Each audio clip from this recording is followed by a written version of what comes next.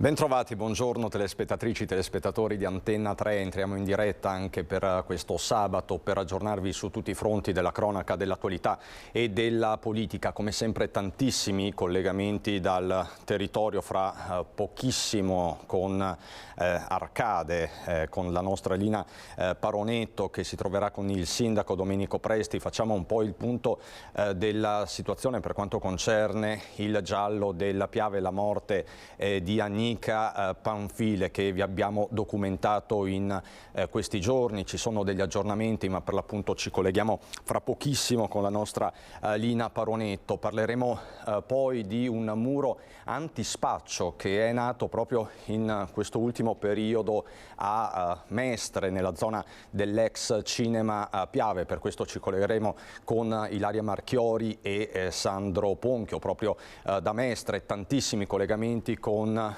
Padova, Bassano. Parleremo di protezione civile, ritorneremo sul Giro d'Italia, andiamo sulle Dolomiti con il presidente della provincia di Belluno, ritorniamo a parlare di virus, pandemia, di superbatteri, insomma tanti gli argomenti anche per questo sabato 27 maggio, ma come sempre inizio dalla cronaca, da due incidenti stradali mortali che si sono verificati nelle ultime ore a nord-est. Il primo a Lignano Sabbiadoro, dove un ragazzo di appena 19 anni è stato investito da un'auto nella notte. È successo nella zona di Viale Europa, in prossimità dello stadio Teghil. Per causa in corso di accertamento da parte dei carabinieri di Latisana, il giovane pedone Kevin Muratai è stato investito da una vettura. Dopo la chiamata di aiuto giunta al numero unico di emergenza 112, gli operatori della sala operativa hanno transitato la telefonata alla struttura operativa regionale emergenza sanitaria. Gli infermieri hanno inviato sul posto l'equipaggio di un'ambulanza proveniente da Lignano Sabbiadoro, ma per l'appunto per il giovane non c'era più nulla da fare. Non è escluso che il 19enne tornasse dalla festa dei maturandi a Pordenone. Così dunque nella notte a Lignano Sabbiadoro. E poche ore prima un altro incidente stradale con esito mortale a Bovolone, dove un uomo in sella alla sua Vespa che viaggiava in via Mediana da Opeano in direzione Bovolone ha perso il controllo del mezzo ed è volato a terra. Dalle prime ricostruzioni sembra che a causare la perdita di aderenza sia stato lo scoppio di uno pneumatico. La caduta è stata fatale, a nulla è servito l'intervento degli operatori del SUME 118 accorsi con ambulanza e automedica. Nonostante i disperati tentativi, il motociclista è morto prima di poter raggiungere l'ospedale. Sul posto anche i carabinieri che hanno constatato l'identità della vittima. Si tratta di Andy Cicchiello, 42 anni, a Giugno, residente nel Bresciano, che insieme ad altri amici si stava recando a un Vespa raduno a Mantova. Questo dunque ieri sera alle 22:30 in via Mediana da Oppeano in direzione di Bovolone. Ma vedo pronta, la vedo collegata la nostra Lina Paronetto. Ve l'ho detto in apertura, è il giallo di questi giorni, il ritrovamento del cadavere di Anica Panfile sul greto del Piave a Spresiano poco meno di una settimana fa. Era domenica. Da lì le carte in tavola sono cambiate più di una volta. Inizialmente si parlava di un gesto estremo, poi di istigazione al suicidio. Infine è ufficiale, parliamo di omicidio volontario. Ieri l'ufficializzazione da parte del capo procuratore Marco Martani, ma adesso la vedo pronta, tra l'altro con il sindaco di Arcade. Buongiorno Lina Paronetto. Buongiorno Cristian, buongiorno ai telespettatori. Sì, sono qui con Domenico Presti, sindaco di Arcade, che è di fatto l'ultimo comune, l'ultimo territorio in cui è stata vista in vita, da quello che si sa al momento rispetto alle testimonianze che sono state raccolte, Anica Panfile. Tra l'altro un territorio estremamente sorvegliato da occhi elettronici. Sindaco, lei che è in amministrazione da tanto tempo e ha voluto nel corso dei suoi primi mandati rafforzati fortemente questo apparato di sicurezza nel territorio, che purtroppo potrebbe rivelarsi utile anche in questo caso davvero misterioso, che vede in qualche modo marginalmente anche Arcade coinvolto. Certo, io esco forte da un'esperienza di parecchi anni di investigatore nell'Arma dei Carabinieri, quindi ho voluto per il mio paese fare proprio un reticolo di occhi elettronici per vigilare sul territorio. Ricordo che le immagini che hanno permesso di scoprire l'omicidio quella volta di Coghetto, che appunto è stato scippato dai nomadi, grazie alle telecamere, insomma questo è un contributo. In tempi recenti gli occhi elettronici hanno permesso anche di individuare un'autovettura rubata e prendere i colpevoli qui in piazza, quindi le telecamere hanno dato un servizio, un contributo straordinario ad abbattere i crimini, a contrastarli e anche a reprimerli. Quindi il suo auspicio è che anche in questo caso possano essere utili? Auspico che siano utili alle indagini, perché la famiglia penso che abbia diritto ad una risposta a cosa è successo a questa povera donna, e lo vuole anche la mia comunità, perché non sappiamo se possa essere avvenuto appunto il delitto qui nel nostro territorio oppure altrove, quindi anche noi ci interroghiamo e vorremmo delle risposte.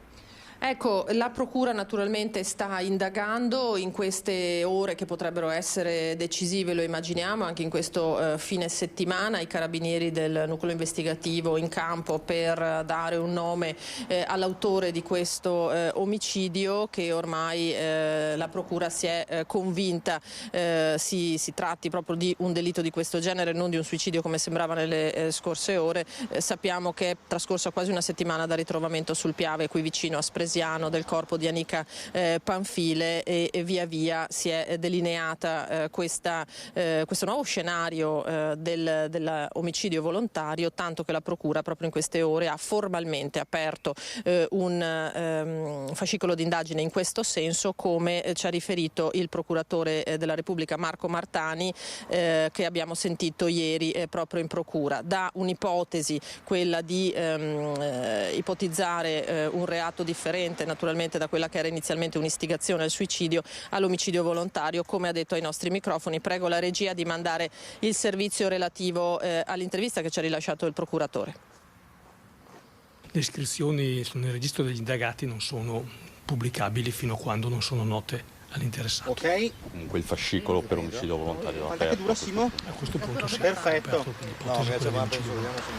Ieri era un'ipotesi di apertura, adesso è stato aperto in queste ore. Valutato tutto, riteniamo che sia ragionevole ipotizzare un omicidio volontario. In poco meno di 5 giorni dal ritrovamento del cadavere sul greto del Piave a Spresiano, lo scenario cambia di ora in ora e quello che sembrava inizialmente un gesto estremo è diventato un giallo in piena regola, un rebus che sta impegnando senza sosta gli inquirenti trevigiani a ricostruire gli ultimi istanti di vita della 31enne Anica Panfile, mamma di 4 figli. È la priorità. Sono state sentite tutte le persone che ci è risultato avessero rapporti di frequentazione abituale e di lavoro anche occasionale con la donna. Tra queste persone, oltre all'ex marito e all'attuale compagno che ne aveva denunciato la scomparsa, c'è anche Franco Battaggia, veneziano di nascita, trevigiano di adozione, già condannato per l'omicidio di un uomo nel 1988 avvenuto a Forte Pepe di Marghera, sullo sfondo il racket del pesce. Battaggia, oggi 77enne, fu per anni una primula rossa, prima in Ecuador, poi in Svizzera. Anica, oltre a collaborare con l'ISRA, lavorava per lui, sbrigava le faccende domestiche nella sua casa di Arcade. Qui in via Trieste, a pochi passi dall'abitazione di Battaggia, sarebbe stata vista forse per l'ultima volta giovedì pomeriggio. La conferma arriva indirettamente dal titolare del negozio di bici. Mi è stato riferito più che altro che è stata vista davanti al mio negozio a livello del parcheggio e o è passata qui davanti, uno dei due, quello discorso. Poi i carabinieri mi hanno riferito, mi hanno chiesto se ho delle telecamere all'esterna, cosa che non ho, e ne ho solamente una all'interno. L'unico dettaglio che mi è stato fornito era che era vestita con la felpa rossa o un maglione rosso, qualcosa di rosso, però sinceramente non ho, lavorando chiaramente a testa bassa non è che posso vedere anche il dettaglio, comunque sinceramente non l'ho mai vista. Un aiuto potrebbe arrivare proprio dalle telecamere della zona. Anica si spostava in pullman e la fermata dell'autobus è poco distante. Continuano gli accertamenti, diciamo così, a 360 gradi sulle frequentazioni della donna e sugli ultimi movimenti. Da questo punto di vista potranno aiutare i tabulati del telefono, che pure sono stati chiesti, anche se il telefono non è stato rinvenuto, e una visione delle telecamere delle zone in cui la donna è passata o potrebbe essere passata. Ci sono poi altre domande con relative ipotesi che affiorano man mano. Chi ha portato la donna sotto il cavalcavia dell'autostrada? È possibile sia stata gettata come un oggetto? Non si esclude nemmeno che il corpo possa essere stato lasciato in un altro luogo e poi trascinato dalla corrente, uno scenario compatibile con le contusioni riscontrate durante l'autopsia. Certo, un quadro di questo tipo porta a un'ulteriore considerazione: possono aver agito più persone? Queste sono solo ipotesi. Tra pochissimo, Cristian, faremo le ultime considerazioni con il sindaco Presti, che è qui accanto a noi a svolgere, naturalmente lo possiamo immaginare, le tante incombenze da sindaco di queste ore. Noi adesso andiamo a sentire proprio Franco Battaggia, l'ex Primula Rossa. Abbiamo detto che si è rifatta una vita in questi territori, Arcade, Spresiano, l'ultimo forse a quanto pare ad aver visto viva Anica. Per Battaggia lei svolgeva dei lavori domestici, lui ne ha parlato molto bene nelle parole che abbiamo raccolto, che tu stesso ieri hai raccolto qui ad Arcade direttamente da lui. Chiedo alla regia di mandare in onda anche questo contributo. No, posso chiederle di... Posso chiederle solamente... Anche sopra per me stesso, ancora. Dai. Lei è sembrato di una ferita aperta.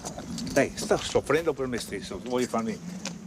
Non nasconde fastidio e irritazione Franco Battaglia davanti ai cronisti, lui che della cronaca è stato protagonista per decenni, come superlatitante dopo una condanna per omicidio. Da anni l'uomo, oggi 77enne, si è rifatto una vita con una pescheria molto apprezzata a Spresiano. Anica la conosceva bene, per lui lavorava anche come signora delle pulizie in questa casa alle porte di Arcade, dove Battaglia arriva a bordo della sua auto poco prima delle 13. Una toccata e fuga, poche frasi ma precise. Andate dai carabinieri, c'è la deposizione. Ma lei è stato sentito dai carabinieri? Chiaramente, subito. Però è una ragazza che ha lavorato per lei, che conosce da tanti anni. E che mi piaceva. In che senso le Quindi piaceva? c'era una storia anche? Come lavoratrice era eccezionale. Eccezionale.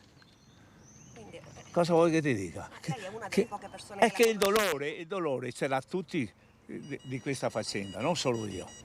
E non avete capito che avete diffamato dicendo il suo passato. Non era giusto? In auto ad accompagnarlo c'è anche il fratello maggiore Lorenzo, che poco prima aveva ricordato così Anica nella pescheria di Spresiano. Non la conoscevo, la vedevo. Conoscere una persona vuol dire che ti sa qualcosa, ma a me non so niente proprio.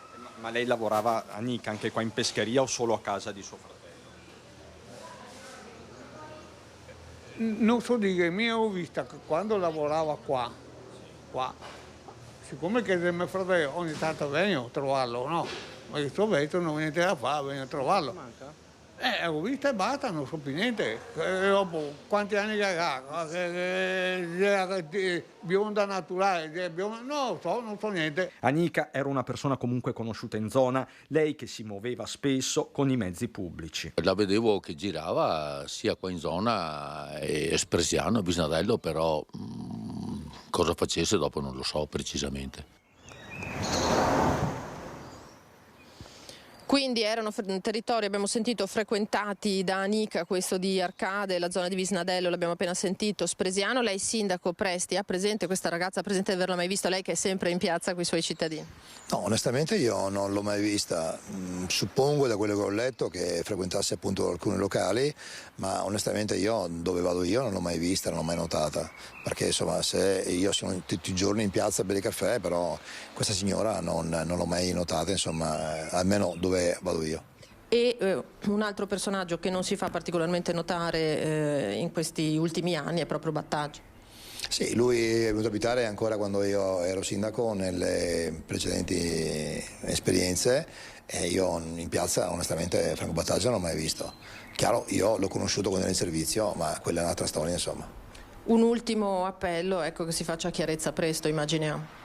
L'auspicio, io voglio esprimere appunto chiarezza, perché credo che ha 4 figli, 4 bambini, e la famiglia appunto si aspetta una risposta: cosa è accaduta a questa donna. Lo vogliamo anche noi, la mia comunità si interroga, perché oggi ne abbiamo parlato anche stamattina, ci chiediamo se l'omicidio, se di questo perlomeno, quando si dice da parte degli investigatori e anche da parte della procura si tratta, noi vorremmo anche noi sapere che ci sia un chiarimento di quello che al momento sembra appunto un giallo.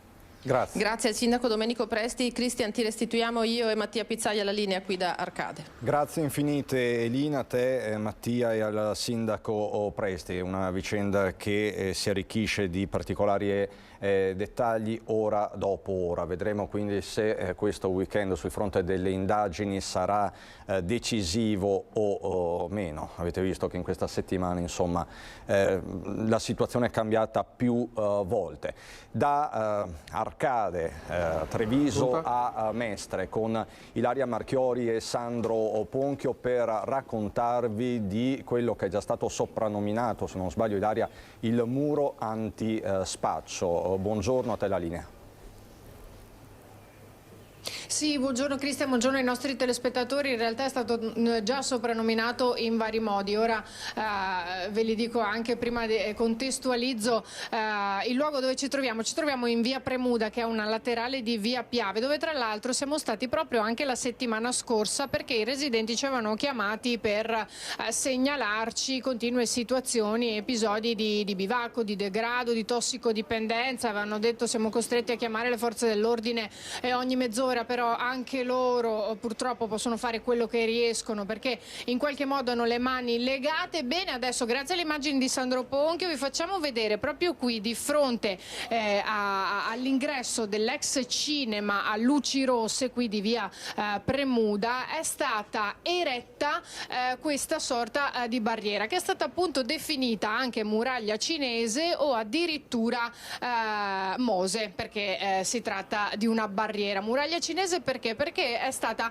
posizionata dall'Associazione Cristiana Evangelica Cinese che ha acquistato l'edificio, dove poi tra l'altro il progetto è di far sorgere una scuola di italiano e di cinese per bambini cinesi, o meglio di spostarla rispetto a dove si trova ora, che è in una, definiamo la stanza più piccola. Vedete, è proprio fatta di legno, e addirittura se qualcuno tentasse di spostarla, di romperla per tornare qui a drogarsi, a bere, a bivaccare, anche all'interno, però ovviamente non riusciamo a farvelo vedere, è completamente barricata, quindi non c'è più modo di potersi sedere qui. Non vi dico la soddisfazione di molti dei residenti che non si fanno riprendere dalle telecamere per ovvi motivi che abbiamo anche già spiegato nei giorni precedenti. Hanno paura, soprattutto i commercianti, per timore di ritorsioni. Qui insieme a me c'è l'assessore comunale alla sicurezza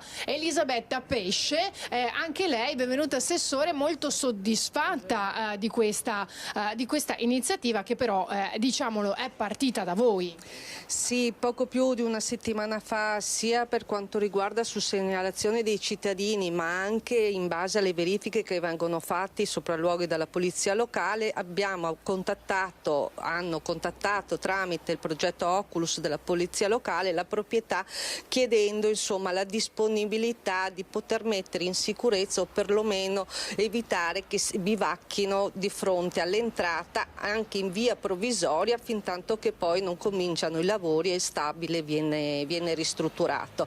La risposta è stata prontissima, e in poco meno di una settimana sono riusciti a ereggere questa barriera, che i cittadini, tra cui io ho incontrato ieri anche una rappresentanza, si ritengono soddisfatti e dicono che effettivamente sta dando i suoi frutti. Noi continuiamo comunque con i controlli sul territorio, soprattutto su queste vie laterali di via Piave. Ecco, voi continuate, è caso di dirlo, perché spesso anche molti residenti o commercianti si sentono in qualche modo abbandonati, però in realtà passi finora ne sono stati fatti, alcuni più piccoli, alcuni un po' più importanti, ci sono state anche delle espulsioni, anche dei DASPO. Voi state facendo vedere che comunque l'amministrazione c'è, nonostante poi in qualche modo poi si abbiano le mani legate.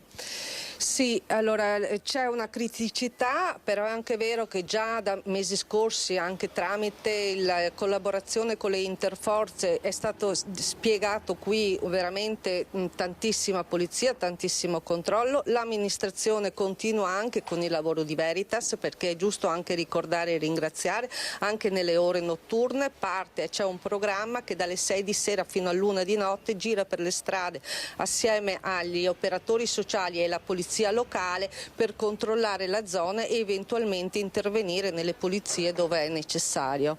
Assessore, purtroppo però qualcuno ci dice sistemano da una parte ma queste persone si spostano dall'altra. Tra l'altro vi voglio anche dire che nel momento quando è stata posizionata questa barriera ci hanno raccontato che alcuni tossicodipendenti sono venuti proprio qui a inveire, a protestare, a bestemmiare, erano arrabbiatissimi perché gli veniva tolto questo spazio, seppur piccolo, ma comunque non era più a loro disposizione. Allora molti residenti dicono bene, ben venga questa iniziativa, ben venga altre, però loro continuano a spostarsi in vie dove gli è permesso. No, non gli è permesso. Noi infatti continuiamo con i presidi mobili e per questo è molto importante avere anche le macchine presidi mobili, perché dove arrivano le segnalazioni interveniamo immediatamente con questo team Veritas, assistenti sociali e polizia locale, in modo da tenere sicurezza e meno degrado nell'area. La normativa sicuramente non ci aiuta, capisco che si tratta di microcriminalità, ma è una microcriminalità che i cittadini non hanno una percezione poi di insicurezza.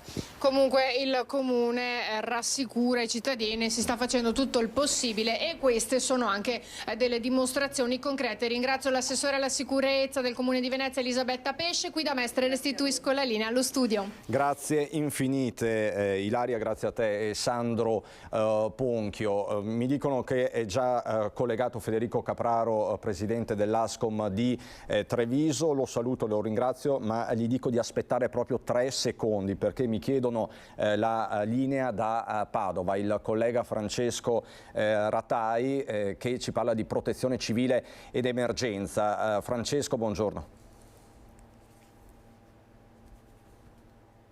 Sì, buongiorno da Padova, qui con me il vice sindaco della città, nonché assessore alla protezione civile, Andrea Michalizzi. Siamo con lui perché continuano gli aiuti per la regione Emilia-Romagna colpita dall'alluvione degli scorsi giorni. Vi abbiamo raccontato di volontari di protezione civile, della protezione civile provinciale, anche i volontari della protezione civile comunale stanno per partire verso appunto le zone colpite da questa tremenda tragedia.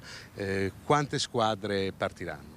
Abbiamo una squadra, intanto è stata richiesta, quindi per ora una squadra attrezzata anche di nuovi mezzi raggiungerà le terre colpite. Saremo a disposizione dell'autorità regionale che ci indirizzerà nei posti in cui serve. Abbiamo anche mezzi nuovi, la nostra protezione civile di Padova è una protezione civile addestrata per questo tipo di soccorsi, perché la prima emergenza che ha anche la città di Padova è quella alluvionale, quindi noi siamo proprio, come dire, esperti in questo tipo di operazione. Al contempo parte oggi la campagna di solidarietà con la diffusione del conto corrente della Regione Emilia-Romagna dedicato agli aiuti per le popolazioni, i territori colpiti. L'appello Padova solitamente in queste situazioni dà anche dimostrazione di grande cuore, di grande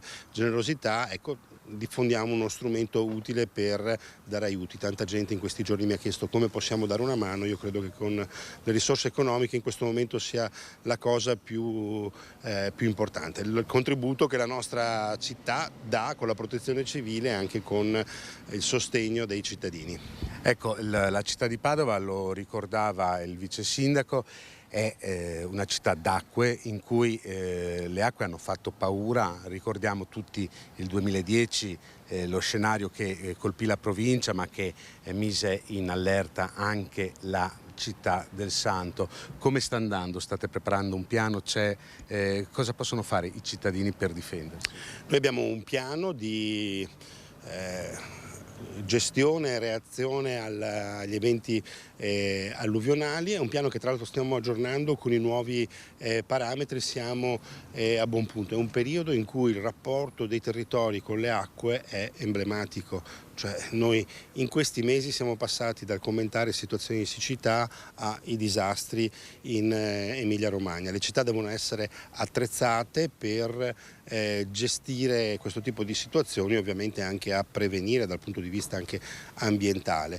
E noi oggi abbiamo una campagna informativa alla cittadinanza con materiale che è disponibile online e che distribuiamo con i nostri volontari di protezione civile oggi in centro, nelle piazze, nelle strade, e presentiamo anche questa nuova app che consente di monitorare a tutti i cittadini, oltre a tutti gli aspetti meteo, anche quelli relativi alle alluvioni, ed è un'app che consente di interagire, dare segnalazioni, serve per migliorare le nostre performance in caso di alert. Ecco, quindi sperando che cittadini più informati rendano queste emergenze meno pericolose per tutti quanti, restituisco la linea allo studio.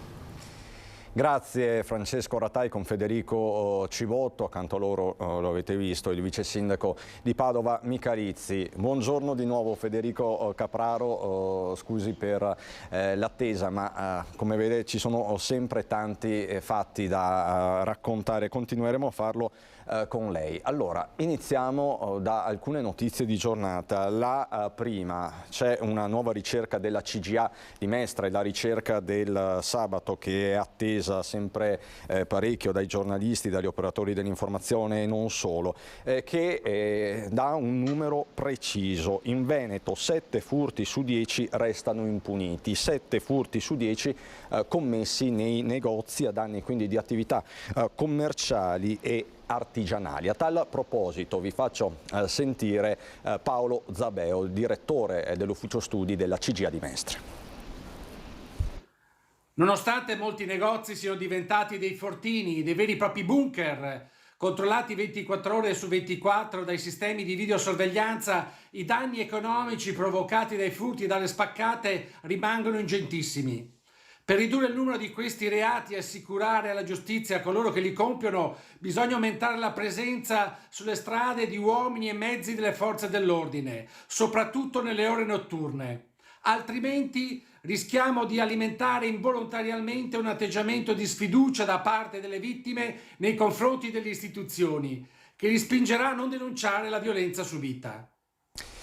Maglia nera a Venezia con 134,2 furti denunciati ogni 100.000 abitanti, seguono Verona, Padova, Rovigo, Vicenza, Treviso e Belluno. È davvero emergenza, Presidente Capraro. Buongiorno Cristian, buongiorno a tutti, grazie dell'invito.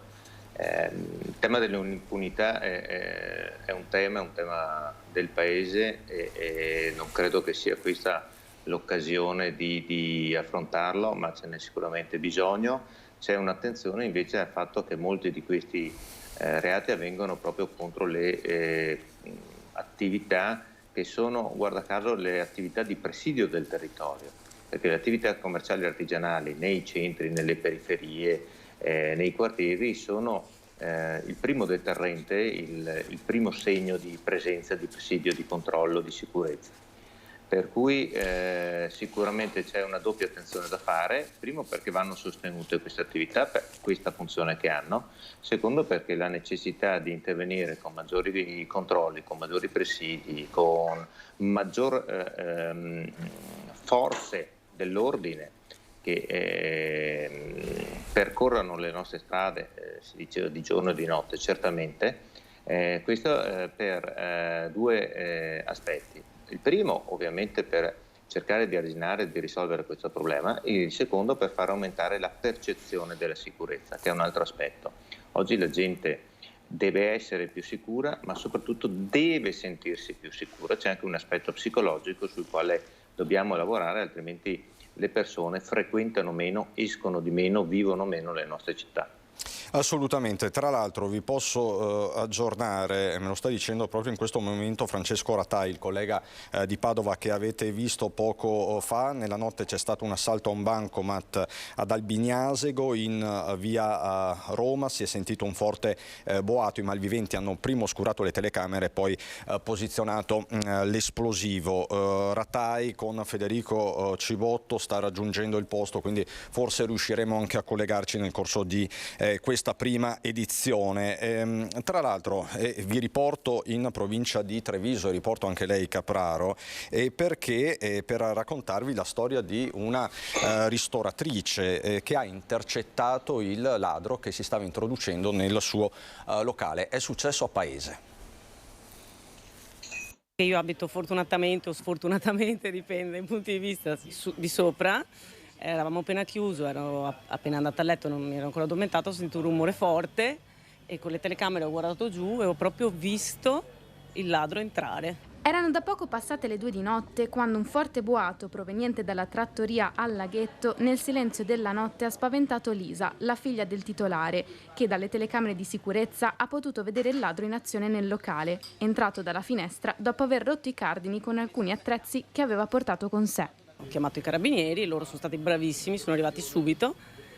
Lui è scappato in bici, ma loro l'hanno preso subito. In attesa dell'arrivo delle forze dell'ordine, Lisa, che si trovava al piano superiore, ha continuato a monitorare i movimenti del malvivente dalle telecamere. Prontamente, la donna, su indicazione dei carabinieri, ha acceso l'allarme del locale, mettendo così in fuga il ragazzo.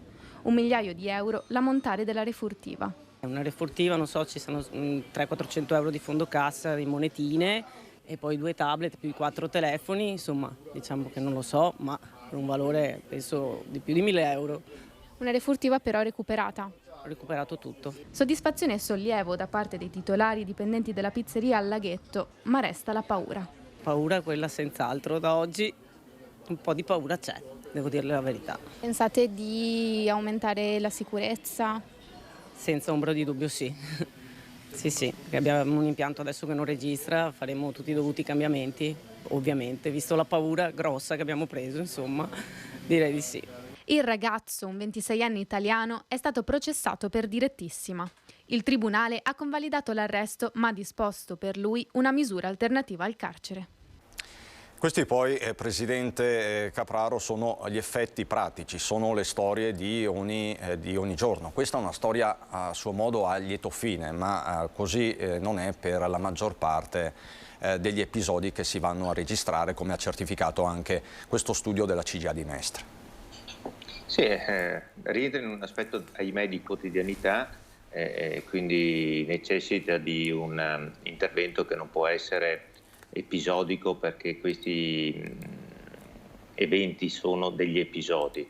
C'è un cambiamento in alcuni modi di vivere le nostre comunità, c'è un rispetto delle regole, delle leggi che è completamente diverso dal passato, ci sono frequentazioni diverse, ci sono dei cambiamenti in corso nella nostra società. Noi dobbiamo intervenire anche cambiando le norme, ma soprattutto cambiando gli atteggiamenti. Credo che ci siano anche tante piccole cose che noi possiamo fare come cittadini, come esercenti, forse anche venendone a conoscenza, essendo informati, forse anche pensando che quello che facciamo non è che poi non conta nulla, può aiutare, può essere una serie di piccole cose che messe insieme alle altre può aiutare a recuperare da questo degrado. Certo che, torniamo al primo tema, non ci può essere poi un'impunità che fa svanire tutto ciò che anche nel piccolo e nel quotidiano può essere fatto.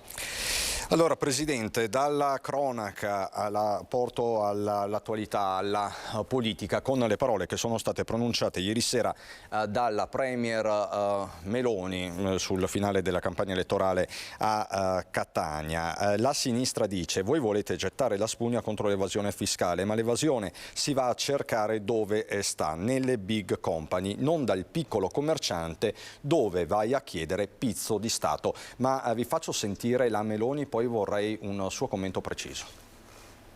tu mettici del tuo, non avrai uno Stato che ti lavora contro. La riforma fiscale che per esempio questo governo sta facendo, dice la sinistra, voi volete gettare la spugna sulla lotta all'evasione fiscale. Mai. Però la lotta all'evasione fiscale si fa dove sta davvero l'evasione fiscale. Big company, banche, frodi sull'IVA, non il piccolo commerciante al quale vai a chiedere il pizzo di Stato perché devi fare caccia al gettito più che lotta all'evasione. L'evasione la devi combattere dove sta ed è quello che faremo, perché noi vogliamo ridisegnare completamente il rapporto tra lo Stato e il contribuente. Cittadino e cittadino non è suddito e io sono certa che quando i cittadini si rendono conto che hanno uno Stato amico e non che mette loro i bastoni tra le ruote, molte cose possono cambiare. Vedete, questa è l'unica nazione nella quale c'è il detto: fatta la legge, trovato l'inganno. Capraro, sono parole forti quelle della Premier. Pizzo di Stato, lei come la vede? Sono parole forti, ma sono parole di buon senso e sono parole molto, molto pragmatiche, alle quali devono seguire dei fatti. C'è evasione per 5 euro, per 5 milioni di euro, per 5 miliardi di euro. È comunque evasione, sì, certo, e non è solo una questione di principio. Però è chiaro che se dobbiamo iniziare a combatterla bisogna passare, dall'alto al basso, perché anche combattere l'evasione richiede degli impegni, richiede degli sforzi, dei costi, delle risorse, delle capacità che devono essere messe a disposizione del Paese, e quindi bisogna partire dalle grandi evasioni. Si è parlato di big company, c'è tutto il mondo dell'online che vige su sistemi evasivi o perché non vengono rispettate alcune regole o addirittura perché mancano alcune regole. Ecco, io credo che proprio da lì sia necessario partire, perché lì si risolvono i veri e grandi problemi. Poi man mano si scenda, ripeto, dal grande al piccolo, e si combatta anche il piccolo dopo aver risolto il problema reale, quello dell'evasione del Paese, ripeto. Credo che la nostra Presidente lo abbia detto in maniera chiara, come suo ormai stile che abbiamo imparato a conoscere, qual è anche la modalità con la quale bisogna intervenire. Noi abbiamo di fatto lo si dice da tempo, un socio occulto, che è lo Stato, che interviene nelle nostre aziende con una partecipazione che è eccessiva rispetto al contributo che dà all'interno delle nostre aziende, perché i servizi che vengono messi a disposizione delle imprese sono molto minori rispetto a quanto le imprese sono chiamate a versare allo Stato, arrivando a un limite di sostenibilità che per i piccoli diventa un grosso problema.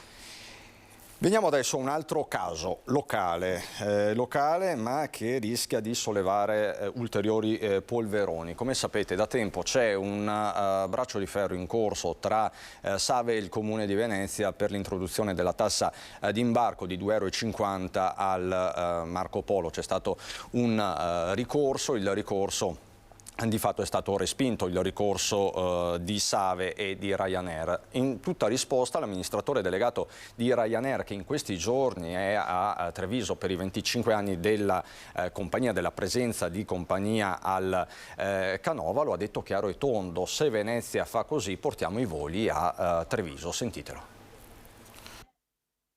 We don't need interference in terms of that business relationship. We'll continue to invest here. Non abbiamo bisogno di interferenze, vogliamo continuare ad investire qui.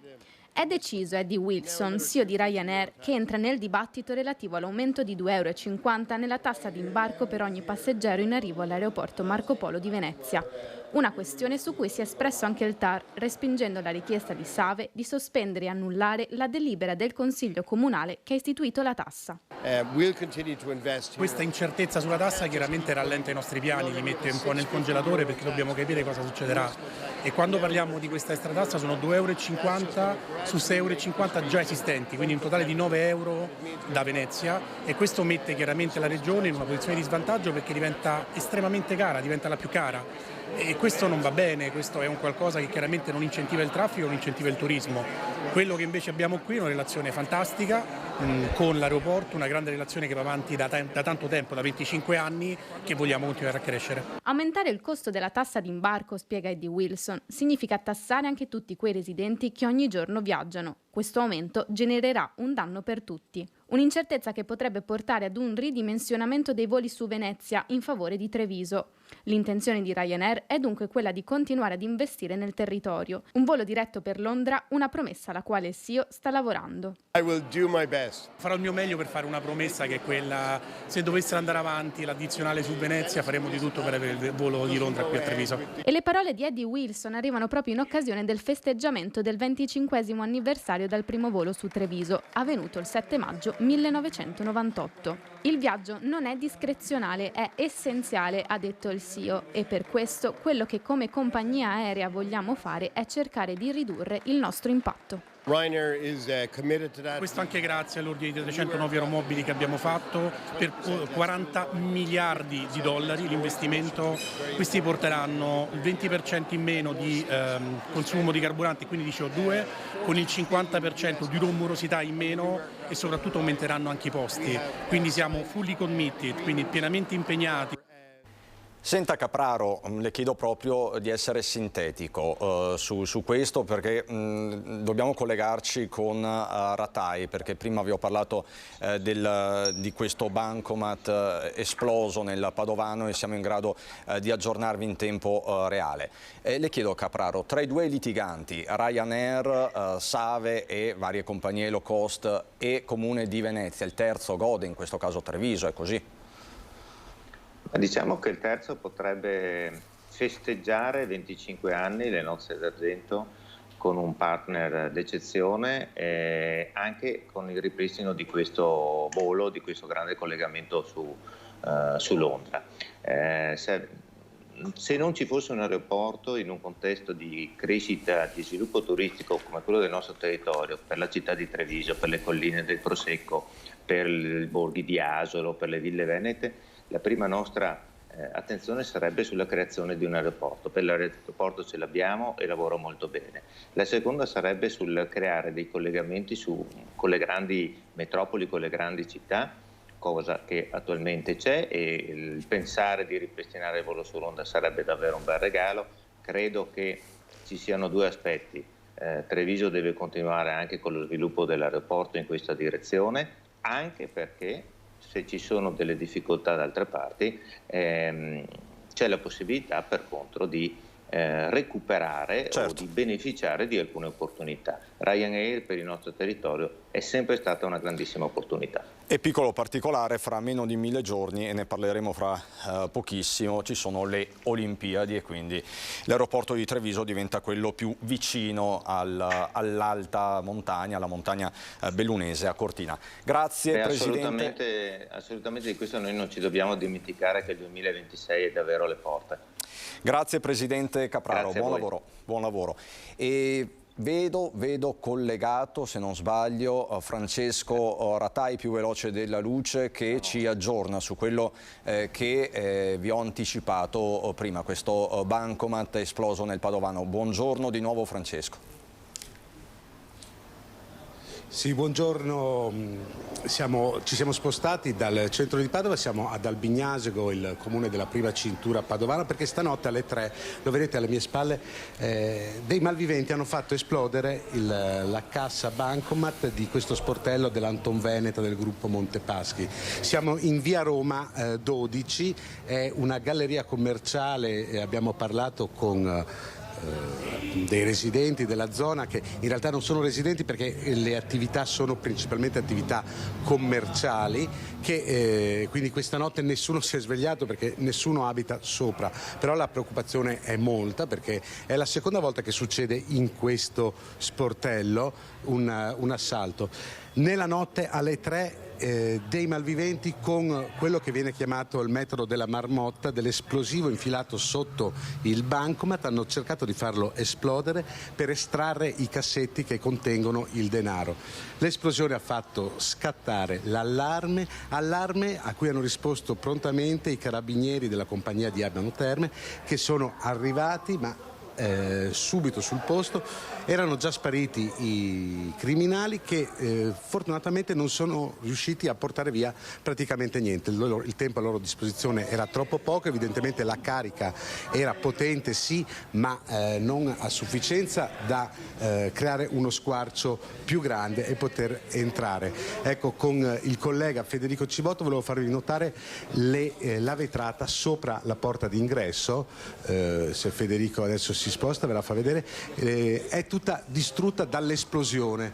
Quindi l'esplosione c'è stata molto forte, non così forte fortunatamente da permettere di portare via i cassetti con tutti i soldi che erano stati messi nel bancomat proprio per il fine settimana. Ricordiamo, il venerdì è un giorno molto particolare perché le casse bancomat vengono rifornite, perché ci sono 2 giorni, le banche sono chiuse e quindi non vengono riforniti quotidianamente, ma per 2 giorni. Se non ci sono altre domande, Cristian, ti restituisco la linea. Francesco, grazie davvero a te, Federico Cibotto, per questi aggiornamenti e per la tempestività soprattutto. Quindi buon lavoro ovviamente per tutti i dettagli nel corso delle prossime edizioni. Grazie ancora Francesco. Noi rimaniamo a Padova e continuiamo a parlare di cronaca, in questo caso cronaca giudiziaria, per una vicenda paradossale che riguarda anche gli effetti della riforma Cartabia. Nonostante ci fossero tracce del suo sangue sul luogo di un furto, non è stato condannato grazie proprio ad un grimaldello giuridico che si trova all'interno della riforma. Amor Ben Lazar Torch è un volto noto alle forze dell'ordine padovane, tanto da essersi guadagnato il soprannome di Re delle Spaccate. Tra le varie accuse che pendevano su di lui, anche un colpo al locale Tola Rasa di via Vicenza nell'aprile del 2018. Un cavillo della nuova riforma Cartabia, però, gli è valso un'inaspettata assoluzione. Secondo la nuova legge, infatti, le vittime avrebbero dovuto depositare una denuncia querela entro il 31 marzo scorso per i reati più vecchi, pena la decadenza del reato stesso. Il titolare del ristorante però non l'ha fatto e così è decaduto il reato per la spaccata avvenuta il 22 aprile del 2018.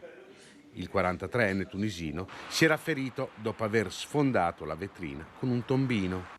Il sangue trovato dagli investigatori è stato analizzato combaciando appunto con quello di Torch. Dal locale erano spariti un iPad e 100 euro di fondo cassa. Tra la primavera e l'autunno del 2018 furono molti i colpi messi a segno, creando anche panico tra i titolari di attività commerciali. La dinamica pressoché la stessa. Un tombino veniva usato per spaccare la vetrina e razziato il negozio. Torch è stato considerato da parte della polizia l'autore di questi furti. Nel luglio del 2019 è stato condannato a 2 anni e 8 mesi di reclusione e all'espulsione per uno di questi colpi. Non è stato così però per il furto all'enoteca Tola Rasa. Ancora la cronaca giudiziaria, ancora nel Padovano, per una vicenda davvero estrema, paradossale. Aveva portato il telefono a riparare e le è stato sottratto un video in cui era ripresa in atteggiamenti intimi con il partner. Ora il tecnico dovrà risponderne davanti al giudice. Rinvia a giudizio per un 50enne titolare di un centro di assistenza per la telefonia dell'Alta Padovana per appropriazione indebita di un video hard da un telefono di una 40enne.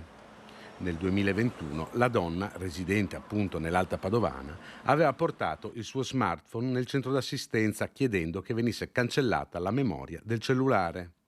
Il titolare, però, invece di eliminare i file, li ha guardati, soprattutto i video, trovandone uno in cui la proprietaria del telefono era ripresa mentre consumava un rapporto sessuale con il compagno. Il tecnico ha quindi scaricato le immagini per poi contattare il fratello della cliente dicendo di essere in possesso di un video osé della sorella. L'uomo ha avvisato la donna, che ha subito sporto denuncia. Dopo gli accertamenti dei carabinieri si è arrivati alla denuncia per appropriazione indebita. La procura ha quindi chiuso le indagini e ha chiesto il rinvio a giudizio del tecnico. Allora, una rapida scorsa, prima di andare in pubblicità, l'ANSA.it, il Presidente della Repubblica a Barbiana per i 100 anni di Donna Milani, mai mettere a tacere i libri, le parole del Capo dello Stato a livello di cronaca internazionale, Kiev che avvia la controffensiva, nuove esplosioni sul territorio ucraino e poi i 30 anni fa la strage di Via dei Georgofili, oggi la cerimonia per le vittime, così l'ANSA.it. Poi le vicende collegate alla RAI e le parole della Meloni che vi abbiamo fatto sentire anche poco fa, relative al pizzo di Stato, all'evasione fiscale, insomma questa la cronaca di giornata. Noi siamo pronti adesso a collegarci con Longarone per fare il punto delle tappe dolomitiche del Giro d'Italia che in questi giorni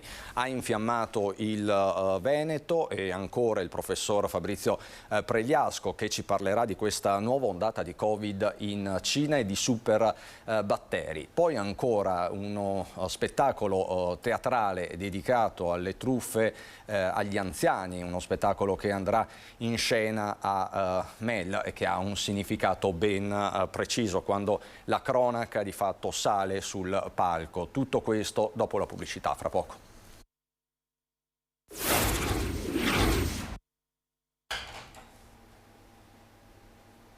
Di nuovo in diretta per continuare questo nostro racconto del Nord-Est in questo sabato di fine maggio. Siamo alla fine di una settimana, tra l'altro contrassegnata dalle grandi emozioni in rosa regalate al territorio dal Giro d'Italia, soprattutto al territorio dolomitico. Ieri il tappone memorabile, la 19ª tappa tra Longarone e le tre cime di Lavaredo. Collegato, lo saluto e lo ringrazio, il presidente della provincia di Belluno, sindaco di Longarone, Roberto Padrin. Buongiorno Padrin.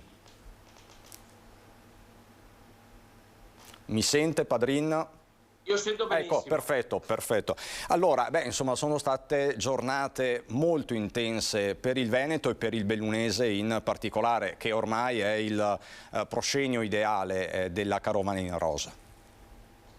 Ma sì, le emozioni sono tante, soprattutto perché arrivano alla fine di un lunghissimo percorso preparatorio. Dire che mai forse come in quest'anno siamo riusciti a portare a casa un risultato così importante con una partenza e 2 arrivi di tappa, un lavoro costruito insieme alla Regione del Veneto che è riuscito a portare migliaia e migliaia di persone proprio sui nostri tracciati. È stata per me, da sindaco di Longarone, come sede di partenza di tappa e come presidente della provincia, come 2 sedi di arrivo così prestigiose come la Palafavera in Val di Zoldo e le Tre Cime di Lavaredo, che hanno messo in luce una cartolina e una vetrina straordinaria del nostro territorio. Questa volta, grazie al tempo che finalmente ci ha assistito, perché io, che ero sindaco di Longarone nel 2013, quando abbiamo fatto la partenza della famosa tappa Longarone-Treviso, l'abbiamo fatta sotto il diluvio universale, quindi questa volta devo dire che le condizioni almeno climatiche sono cambiate ed è di fatto un po' cambiato tutto, perché il Giro d'Italia penso sia veramente forse l'unico grande evento a livello nazionale che porta una partecipazione di gente così grande, così unita e così veramente entusiasta. Io devo dire che facendo di fatto un po' tutte e 2 le tappe ho visto paesi addobbati a festa, partecipazione di popolo che penso nessun evento sia in grado un po' di organizzare. Sono stato a Oderzo, dove vedo adesso le immagini, anche lì penso sia stato veramente indimenticabile, indescrivibile. Senta, Presidente Padrin, diceva, finalmente un Giro d'Italia baciato dal sole, perché non succede spesso. Di solito i tapponi dolomitici sono veramente segnati dal maltempo, anzi ci sono anche delle leggende da questo punto di vista. Dal punto di vista invece delle presenze, quante ne avete stimate? ieri, ma in generale. Secondo me abbiamo fatto un po' un ragionamento che la tappa, quella della Val di Zoldo, che partiva da Oderzo, circa 50.000 e 70.000 ieri, però sono numeri veramente spannometrici. Abbiamo fatto un po' di calcoli legati un po' alle salite e anche ai momenti dove la tappa la gente si è riunita attorno ad esempio alla Carovana Rosa, che parte circa 2 ore prima dei corridori, e altri momenti, quindi ne abbiamo fatto un calcolo complessivo così. Ma quello che è bello è veramente l'entusiasmo della gente. Poi a Longarone forse mai è stato così. Poi abbiamo preparato anche una serie di eventi collaterali in fiera che veramente mi hanno anche emozionato, se devo dire la sincera verità. Qua poi stiamo vedendo anche un altro momento, forse il più forte dal punto di vista emotivo, quello di aver deposto un mazzo di fiori in ricordo delle memorie delle vittime del Vajont. C'era Vincenzo Nibali, come Vincenzo c'era stato 10 anni fa, c'era il presidente Zaia, il direttore del Giro d'Italia. È stato un momento anche questo toccante, breve ma molto significativo, perché sono convinto che in questo 60° del Vajont anche lo sport può fare memoria e può ricordare. Questo penso che sia stato uno degli obiettivi che abbiamo raggiunto. Ma poi abbiamo creato una fortissima sinergia con i 3 comuni sedi di tappa, ma anche con tutti gli altri comuni dove il Giro è stato toccato, perché siamo riusciti, forse mai come in questa occasione, di dare una cartolina, una vetrina del territorio veramente bellissima, e mi auguro adesso che abbiamo anche delle ricadute dal punto di vista turistico, perché un'altra, secondo me, un po' cosa che mi ha colpito è stata la presenza di tantissimi stranieri. Io ho visto bandiere veramente di tantissimi paesi, anzi poche italiane per la verità e moltissime estere, però questo significa che il Giro, al di là del campione ovviamente che viene tifato dei propri connazionali, devo dire che la voglia di Giro d'Italia non è solo italiana, ma anche tantissime persone vengono dall'estero. E le immagini che vedete sono relative al conferimento della cittadinanza onoraria al grande Vincenzo Nibali, che è stato comunque protagonista anche in questi giorni nel Bellunese, insomma anche ieri mattina al momento della commemorazione per le vittime del Vajont. Una giornata quindi tra memoria e festa che si è conclusa così. Possiamo vedere le immagini, Presidente. Ce le racconti? Intanto le possiamo vedere. Il finale è stata una festa al Palafiere. Abbiamo deciso di mettere in piedi una 2 giorni collegata al Giro con una notte rosa, che è stata quella ieri sera, con un gruppo nato su Facebook durante il lockdown, un gruppo di, diciamo così, frequentatori delle discoteche bellunesi che hanno deciso di chiamarsi Belluno di Notte 1990 e hanno migliaia di adesioni e di aderenti. Quindi 1 o 2 volte all'anno organizzano una festa per ritrovarsi, ma questa io le ho partecipato alle altre, questa penso che sia tenuta, ma non perché voglio essere campanilista, veramente la più partecipata di tutte. C'era un entusiasmo incredibile, è durata fino a notte fonda, e io Longarone così non l'ho mai vista, e quindi sono nato e quindi la frequento da tanto, quindi devo dire che anche un grandissimo entusiasmo, e ringrazio gli organizzatori di Belluno di Notte 1990 per aver scelto Longarone quest'anno proprio per la loro festa. Dopodiché questa sera chiuderemo con la festa dello sport bellunese, un'opera con... Presidente, si è frizzato per un attimo Padrin, forse adesso se si ricollega, ecco, è caduta la linea, mi dicono dalla regia. Queste sono le immagini, dicevamo, di Longarone Fiere, migliaia di persone che si sono ritrovate per festeggiare la tappa del Giro, la 19ª, quindi ieri la Longarone Tre Cime di Lavaredo, preceduta il giorno prima dall'Oderzo Favera, e il Giro che era entrato in Veneto. Ecco, adesso sento di nuovo Padrin. Padrin, mi sente? No, non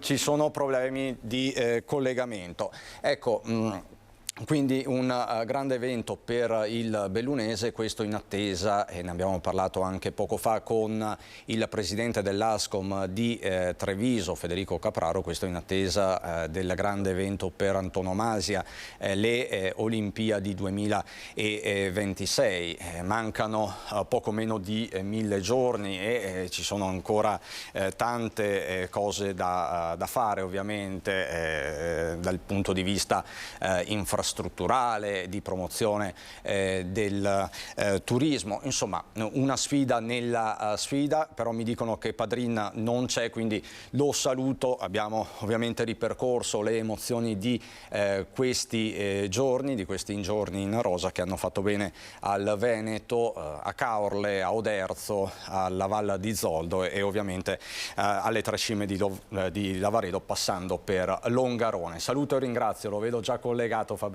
Pregliasco, il nostro virologo di fiducia. Non si offende se utilizzo questa espressione, professore. La ringrazio per essere qui con noi, perché dobbiamo fare il punto di alcune vicende che stanno capitando. Io partirei proprio dagli allarmi che stanno arrivando in questi giorni dalla Cina, dove si parla di una nuova ondata di Covid. Ci aiuta a fare chiarezza. Cosa sta succedendo?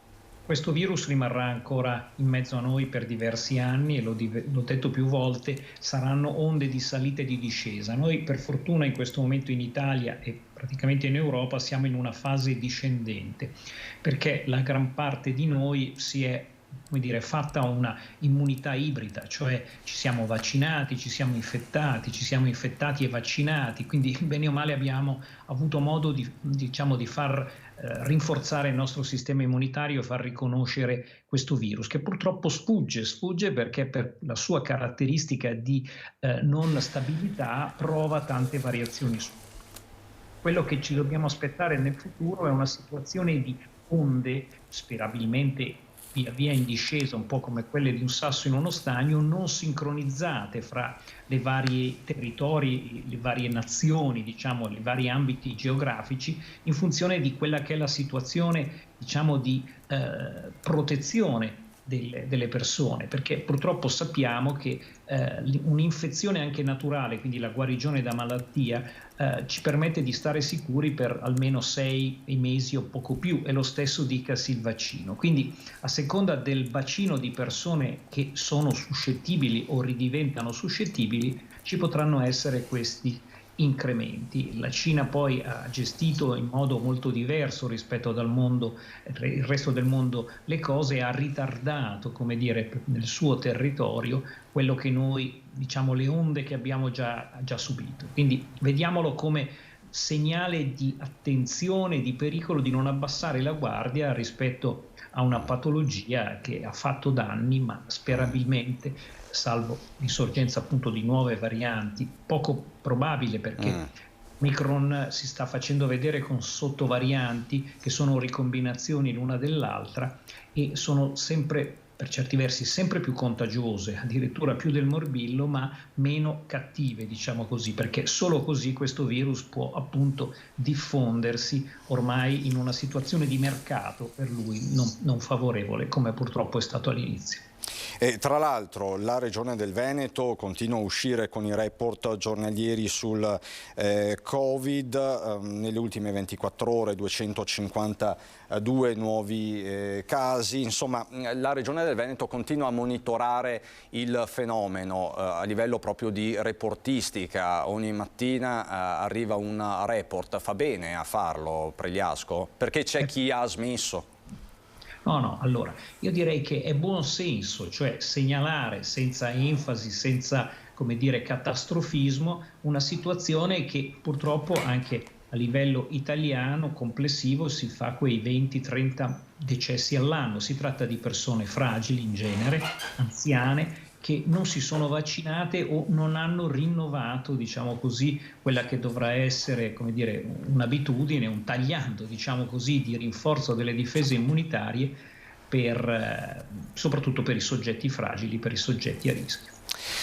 Professore, lei in questi giorni è in libreria con una pubblicazione che sta facendo discutere e che pone insomma degli interrogativi, una pubblicazione dedicata ai superbatteri, una minaccia da combattere. Ci spiega con la sua solita precisione e semplicità per chi l'ascolta che cosa sono questi superbatteri? Allora, questi superbatteri purtroppo sono un gran numero di batteri che già conoscevamo e che hanno acquisito la capacità di schivare l'effetto che hanno su di loro gli antibiotici, e questo perché purtroppo è un fatto naturale, l'evoluzione a livello appunto della capacità delle varie specie viventi, in particolare anche dei batteri, di selezionare varianti. Lo vediamo col Covid, ne stavamo parlando poc'anzi, con un virus, di evolversi. È un libro divulgativo, non quindi tecnico o scientifico nel senso stretto, ma è una storia di storie di persone che purtroppo hanno subito la malattia, che abbiamo voluto in qualche modo raccontare perché appunto sia un racconto avvincente, e anche di tante persone che hanno lavorato dal secolo scorso e anche in questo momento invece per tamponare quella che potrebbe essere un'emergenza importante, perché non avere, come rischiamo nel 2050, di non avere più antibiotici per far fronte a queste infezioni che nel passato erano un problema e ora lo sono, ma nella gran parte dei casi gestibili. E quindi tutto questo è un racconto quindi di storie fatto con una mia amica, giornalista scientifica, Paola Arosio, proprio per rendere, come dire, interessante questa storia e far sì che tutti noi si possa essere più consapevoli di questo rischio potenziale verso cui si può fare qualcosa a livello istituzionale, a livello degli allevatori che nel passato hanno usato eccessivamente gli antibiotici sprecandoli, perché l'antibiotico è un po' come una lama che ogni volta che si usa perde il filo e spesso appunto si è esagerato. Anche i medici a volte su richiesta sollecitazione dei pazienti hanno la penna un po' pesante, e poi anche noi come cittadini usiamo poco e male, o troppo e male purtroppo, poco nel senso che a volte non seguiamo tutta la terapia nel tempo previsto, e questo fa bene al batterio perché si abitua, come dire, e sperimenta variazioni sul tema, ed è proprio un po' paradossale perché se l'antibiotico funziona e dà un'azione immediata di riduzione della sintomatologia, ma i batteri sono ancora sotto traccia e devono essere completamente, come dire, eliminati. Ecco, quindi è una storia che ci coinvolge tutti e proprio grazie a un'informazione che vogliamo veicolare insieme a Paola appunto in modo avvincente, speriamo di poter contribuire a gestire e a trovare soluzioni a questo problema che nel 2050 potrebbe fare milioni di morti. Queste sono le previsioni dell'Organizzazione Mondiale della Sanità. Ecco, possiamo vedere tra l'altro la copertina di questo libro, professore, che pone delle questioni direi fondamentali. A questo punto le chiedo che cosa devono fare i nostri governanti, il governo, il Ministero della Salute, le regioni, come devono organizzarsi per affrontare questa che è una nuova emergenza o un nuovo fronte? Diciamo che potenzialmente è una nuova pandemia. L'Italia già dal 2006 ha dato indicazioni precise, per esempio per un uso molto ragionevole e ragionato degli antibiotici a livello veterinario, tant'è che anche per la cura degli animali è necessaria oggi la ricetta elettronica, proprio perché appunto, come dicevo, nel passato si è esagerato, ma si è esagerato anche in utilizzi diciamo non rilevanti. Finta diretta galliera. E quindi praticamente diventa un disastro dal punto di vista proprio dello spreco, anche economico, perché questi antibiotici, l'abbiamo visto purtroppo col Covid, sono stati usati in eccesso. Il Covid è una malattia virale, l'antibiotico serve solo per i batteri, ma anche per la conservazione delle carni, quindi diciamo sono stati usati male. Ora, come sempre, bisogna essere ragionevoli, usare quelli mirati possibile per riuscire a far sì che questo strumento rimanga anche, come dire, continuamente efficace anche nel futuro. Ecco, quindi questo è il nuovo fronte. Quindi mi pare di capire che siamo abbastanza pronti, o potremo esserlo.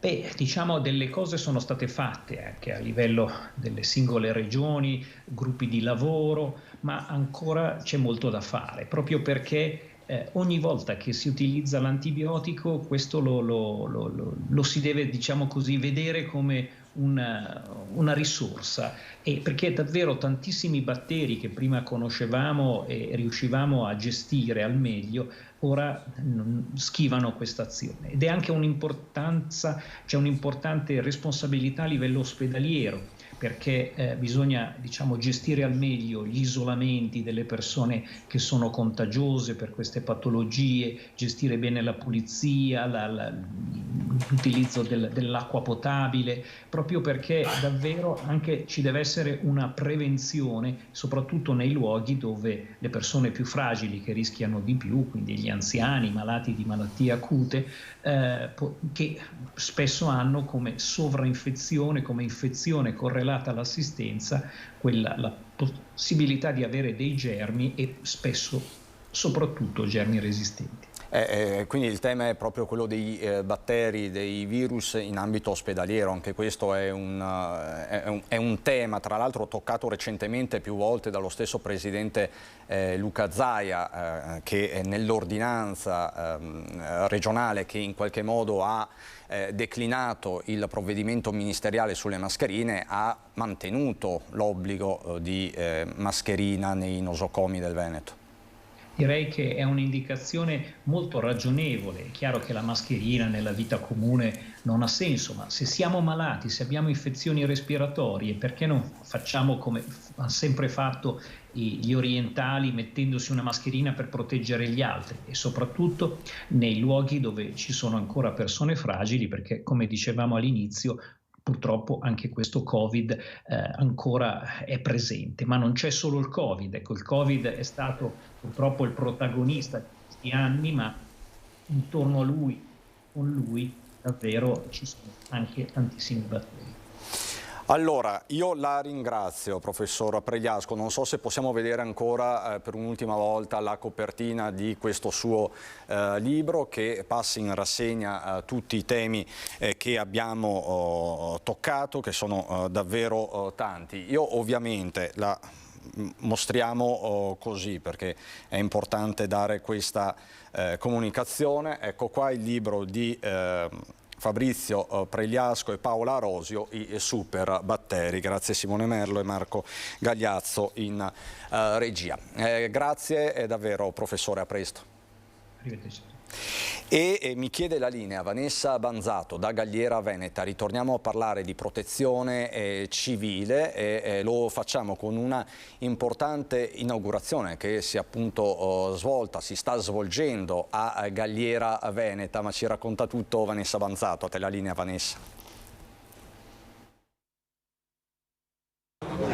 Buongiorno, ci troviamo a Galliera Veneta, mi trovo in compagnia del sindaco Italo Perfetti. Alle nostre spalle vedete schierate tutte queste giubbe giallo fosforescente che sono le giubbe caratteristiche proprio dei volontari e delle volontarie della protezione civile. Perché? Perché proprio viene inaugurata in questa giornata la nuovissima sede della protezione civile, frutto anche della volontà del comune, sindaco. Sì, è partito questo progetto dall'amministrazione precedente, noi l'abbiamo terminato e anche soddisfazione perché in questo momento soprattutto le protezioni civili di tutto il territorio nazionale si sta dando proprio anche oggi il suo ruolo all'Emilia Romagna, che è un ruolo molto importante per tutti noi.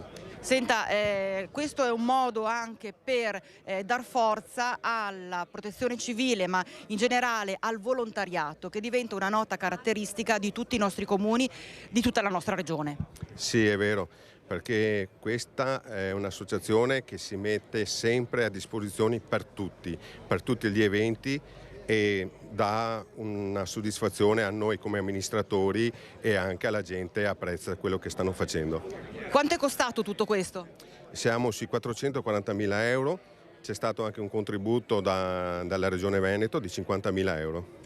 E, tra l'altro lei mi raccontava poco fa che ci sono tanti volontari appunto, che sono partiti anche per l'Emilia Romagna, che sono tornati e hanno raccontato quello che hanno trovato. Sì, c'è stato proprio una persona che si è dedicata con altri gruppi dell'Alta Padovana, sono andati giù per fare un aiuto al disastro che c'è stato in Emilia Romagna. E quando sono tornati? Sono ritornati, sono partiti lunedì questo e sono ritornati giovedì. E cosa hanno raccontato? C'è proprio un disagio totale e un disastro totale per quello che è successo. Soprattutto le famiglie sono in difficoltà, però vedono che le protezioni civili e anche l'esercito italiano è lì che danno una mano, un supporto per dare una condizione migliore di quello che stanno vivendo. E in prima linea ci sono anche volontari e volontarie da Galliera Veneta. Sì, soprattutto sappiamo che il volontariato non è contribuito a niente, anzi danno la loro vita, danno il suo tempo, lasciano anche le famiglie a casa e anche il posto di lavoro, perché non sono tutti in pensione, ma sono ancora la maggior parte tutti che hanno il suo posto di lavoro. E ringrazio anche le ditte che danno la possibilità a questi ragazzi ulteriore a fare questo servizio sul territorio. Bene, allora io ringrazio il sindaco di Galliera Veneta Italo Perfetti e vi ricedo la linea. Grazie Vanessa, grazie davvero, un saluto a Galliera Veneta e a tutti questi volontari. A proposito di volontari, vi raccontiamo la storia di un angelo del fango che ha fatto discutere, una storia che ha avuto un'eco nazionale. Un giovane volontario vicentino partito in soccorso alle popolazioni alluvionate dell'Emilia, che si chiama Marco, e ha perso il lavoro pur di aiutare il prossimo e quindi portare il suo contributo nell'Emilia Romagna devastata dall'alluvione. Ho sentito il dovere di dare un aiuto a loro, di fare qualcosa, perché penso che tutti dobbiamo aiutarci, non dobbiamo aspettare che sia qualcun altro a mettersi al posto nostro. Marco Santa Caterina, 24enne di Marano Vicentino, spiega così come le immagini drammatiche dell'alluvione in Emilia lo abbiano spinto a voler dare il suo contributo in modo assolutamente generoso e spontaneo. Per questo aveva chiesto un permesso alla pizzeria dove lavorava come fattorino. Non sono iscritto a nessuna organizzazione, quindi ho dovuto prendere l'iniziativa da solo, cercare nei canali multimediali, Telegram, WhatsApp, e da lì mi sono mosso con mia sorella. Un gesto che il suo datore di lavoro non ha gradito. La sua risposta è stata chiara, che non avrei continuato a lavorare con loro, e comunque sia questo mi ha dato ancora più forza e determinazione di andare in Emilia Romagna ad aiutare. Dove sei stato e quanto tempo e cosa hai fatto? Io sono stato a Cesena, in via Roversone. Tante cose impresse nella mente e penso che mai le dimenticherò.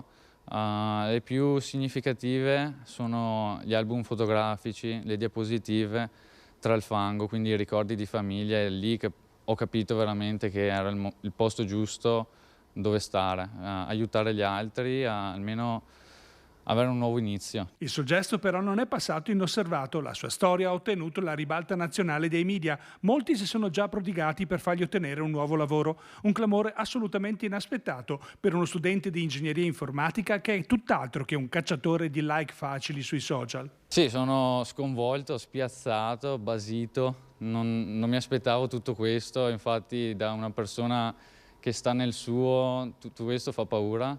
Ma è un segno per tutti i giovani, un segno di rivoluzione, cambiare le proprie abitudini e aiutare il prossimo. Cosa ne pensa Francesco Biasin, assessore al sociale del comune di Silea e insomma operatore di comunità, uno che i giovani li conosce molto bene? Cosa ne pensa di tutta questa storia? Innanzitutto buongiorno. Buongiorno a voi, buongiorno anche a casa. Buongiorno a tutti e buon pranzo per chi sta pranzando. Ma un grazie a Marco glielo diciamo anche noi. È chiaro che trovare dei giovani che partono, aiutano gli altri, probabilmente non è più così scontato. Il volontariato è un valore enorme, enorme. Noi stiamo facendo adesso a Silea una campagna volontari, abbiamo mandato una lettera ad ogni famiglia, non chiedendo disperatamente di darci del tempo, ma di offrire del tempo, perché poi offrire è anche ricevere. Quindi io ringrazio veramente Marco, perché poi non è... Sicuramente non è così semplice, chi ha un'azienda lo sa, trovare il tempo per aiutare gli altri quando devi comunque poi rispettare ordini e consegne e quant'altro non è semplice. Però deve esserci anche l'attenzione a questo, che probabilmente è anche il valore in più di tutto. Un'attenzione maggiore nei confronti di chi decide di offrire il proprio tempo, di mettersi a disposizione degli altri. Sì, assolutamente. È chiaro che in una giornata lavorativa che comunemente è di 8, 9, 10, 12 ore, trovare il tempo per aiutare gli altri diventa praticamente impossibile. Per cui tanti lavorano anche il sabato mattina e il valore in più che dà l'aiuto agli altri è incommisurabile veramente. Io ho avuto diverse esperienze anche personali di volontariato, ad esempio quando si fa del volontariato con la disabilità o con i ragazzini in strada, eccetera, quello che si porta a casa è qualcosa di incredibile. Questo va tutelato e probabilmente quella è un po' la cosa che va un po' discussa anche a livello amministrativo e quant'altro. Grazie a Marco, però glielo dobbiamo. E si aiutano gli altri anche con il teatro sociale. Ci sono dei giovani, alcuni bellunesi, che si sono messi a disposizione e attraverso appunto il teatro, attraverso il palcoscenico, parlano di cose molto ma molto serie, in questo caso di truffe agli anziani. Partiamo da qui. Solo nell'ultimo anno sai quanti tentativi di truffa ho subito? È ora di dare un segnale forte a queste persone. Da oggi sono io quello che truffa questi giovani, questi svegli di oggi. Urbano Santini non è un fragile cretino. Ma che stiamo alla balera, mi fai passare? E potremmo fare una piccola prova per prepararci, che dici? Buzdrin, Buzdrin. C'è il campanello qua. Cioè, per questo non c'è neanche una porta, Urbano. Chi è? Carabinieri. Patente libretto. Ma come patente libretto? E allora perché sei entrata in casa mia? Oh mamma mia, per avere i soldi e cambiare l'impianto? Il mio impianto non si cambia. Tu mi farai uscire scema, tu? Occhio per occhio, dentiera per dentiera. Allora, occhio per occhio, dentiera per dentiera, questo lo spettacolo messo in scena da Silvia Saponaro, regista, autrice e attrice, e da Marco De Martin Modolado, attore, che sono collegati, che saluto e che ringrazio. Buongiorno. Buongiorno a tutti. Allora, parto da Saponaro, che è la regista di questo spettacolo, uno spettacolo, lo avete capito, molto ironico, che strappa tanti sorrisi ma che tratta un argomento molto serio, quello appunto della truffa degli anziani, un fenomeno che vi raccontiamo giorno per giorno, insomma è un fenomeno tra l'altro in espansione. Saponaro, perché questo spettacolo? Ma perché sicuramente è uno dei tanti temi a cui era importante dare attenzione. Nella ricerca, diciamo, della nuova produzione di quest'anno della compagnia Scioccardi, l'occhio è caduto nuovamente sul quotidiano, e collaborando anche con Marco nella realizzazione dello spettacolo, ecco, abbiamo scoperto questa tematica, che abbiamo scoperto ovviamente esisteva già, la tematica delle truffe, però ecco non ci aspettavamo che fosse una problematica così radicata all'interno della società, che poi attenzione, noi ovviamente parliamo di truffe e ci teniamo a specificare che è una piaga che ovviamente colpisce qualunque fascia di età, dall'anziano che si vede arrivare sul pianerottolo il finto carabiniere fino al giovane che vive nel mondo di internet, ecco. E abbiamo deciso di dare un focus maggiore ovviamente alla fascia degli anziani, alle truffe ai danni degli anziani, perché comunque è anche un po' lo scopo del teatro è anche questo, quindi sensibilizzare, far parlare, favorire il confronto, la conoscenza e l'informazione anche su questo tipo di tematiche. De Martina Modolado, che cosa racconta questo spettacolo, un po' la trama? Allora, Uliana e Urbano sono amici da una vita, ok? E si conoscono da tanti anni e ovviamente i loro caratteri sono un po' differenti. Urbano è una persona molto ligia al suo ex lavoro perché è stato un vigile urbano, appunto dal nome non è casuale, e quindi è sempre molto ligio alle regole. Invece Uliana è una scrittrice di gialli e ha un carattere totalmente differente. I due si trovano, Urbano un giorno decide di chiamare Uliana per escogitare una truffa. Questo perché stufi di essere truffati decidono a loro volta di provare a truffare. Urbano insomma è un po' così sulle sue, perché essendo la prima volta per lui che va fuori diciamo le regole, una mano. Come faranno? Attraverso appunto questa truffa che escogiteranno ai i giovani, perché secondo loro sono le persone più sveglie e quindi secondo loro appunto truffando e riuscendo a truffare i giovani la loro vita da ottantenni insomma avrà un riscatto. Una vendetta, sappiamo, sostanzialmente una quindi si riderà ma non solo. Una vendetta tra generazioni. Sì, più o meno sì. È più, diciamo, è più una possibilità da parte di questi due personaggi di far vedere che hanno la possibilità e le capacità di reagire a questa situazione. Poi già partono con dei caratteri molto particolari, ecco, cioè sono due persone con degli anni molto diverse tra di loro, però con degli animi ancora bambini, quindi insomma pronti a giocare, per intenderci. Hanno da sempre l'abitudine, Uliana e Urbano, di organizzare marachelle ad esempio, e quindi decidono di affrontare un'ennesima avventura insieme per questa nuova sfida, ecco, sfidando i giovani di oggi.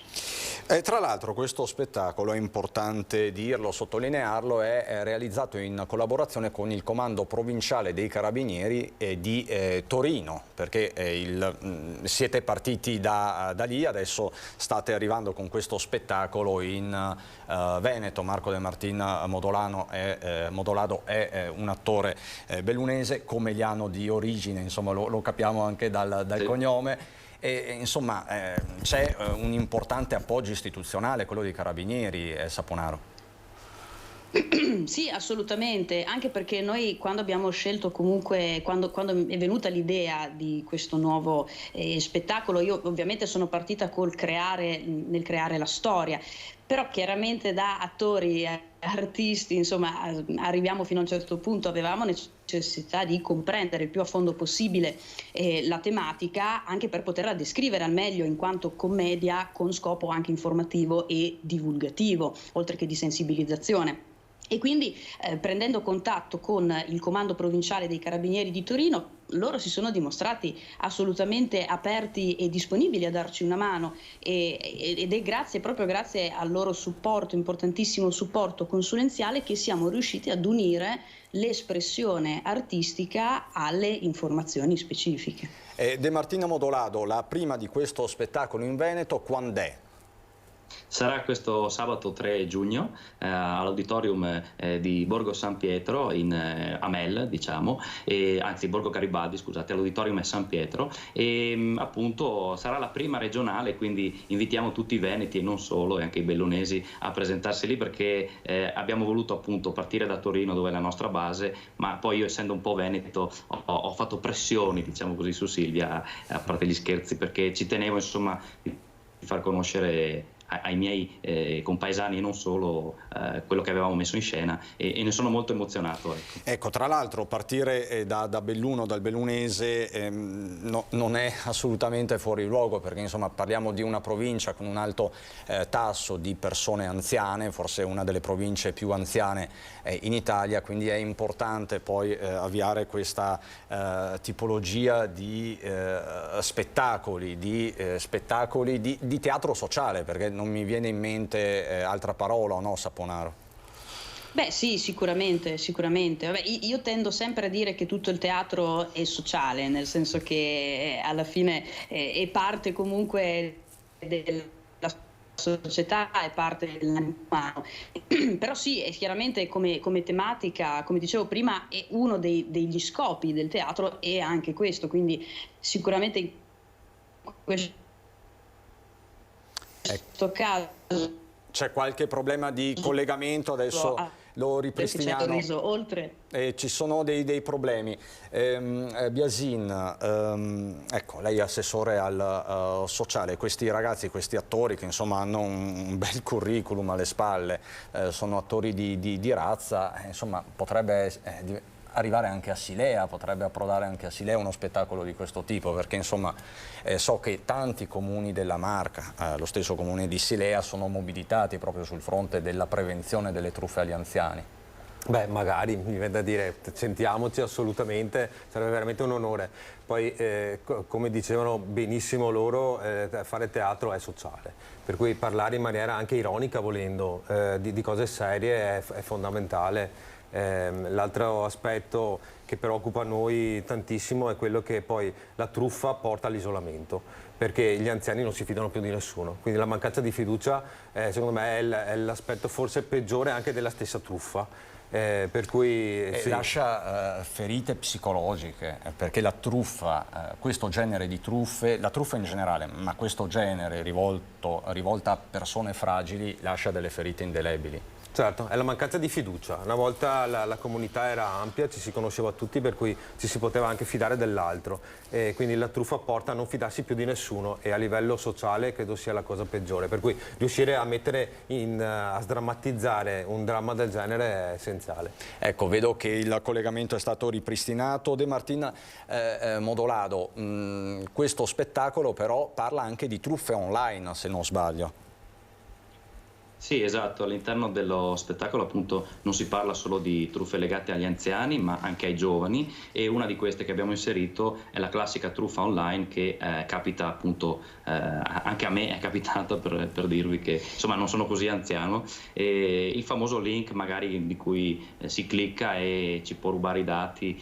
Questo l'abbiamo inserito appunto perché abbiamo scoperto appunto tramite i carabinieri che è una truffa che viene molto utilizzata, e volevamo insomma prendere più pubblico, non solo appunto dalla parte degli anziani ma anche dei giovani, per essere un po' più trasversali e legati un po' a tutti, insomma. Ecco, dicevamo teatro sociale, la cronaca che sale sul palcoscenico, utilizziamo tutte le espressioni che vogliamo, però so, De Martin Modolado, che lei personalmente, la vostra compagnia e quant'altro si occupa anche di altre tematiche, dal bullismo al cyberbullismo, quindi insomma ne avete per tutte le generazioni. Sì, io appartengo ad altre compagnie, non solo a questa. Scioccarti si occupa di altri spettacoli, io poi appartengo ad altre compagnie dove appunto tratti altri temi, sono trattati ad esempio il cyberbullismo, poi io personalmente porto in giro per l'Italia uno spettacolo sul gioco d'azzardo che è stato anche appunto nel Bellunese qualche anno fa, quindi sì, sia io che Silvia in maniera magari in percorsi differenti appunto percorriamo appunto il sociale, perché pensiamo che chi fa il nostro mestiere possa dare anche un supporto o una conoscenza di queste tematiche attraverso l'arte. Ecco, quindi Saponaro, chiudo con lei, ricordiamo l'appuntamento, un invito a teatro.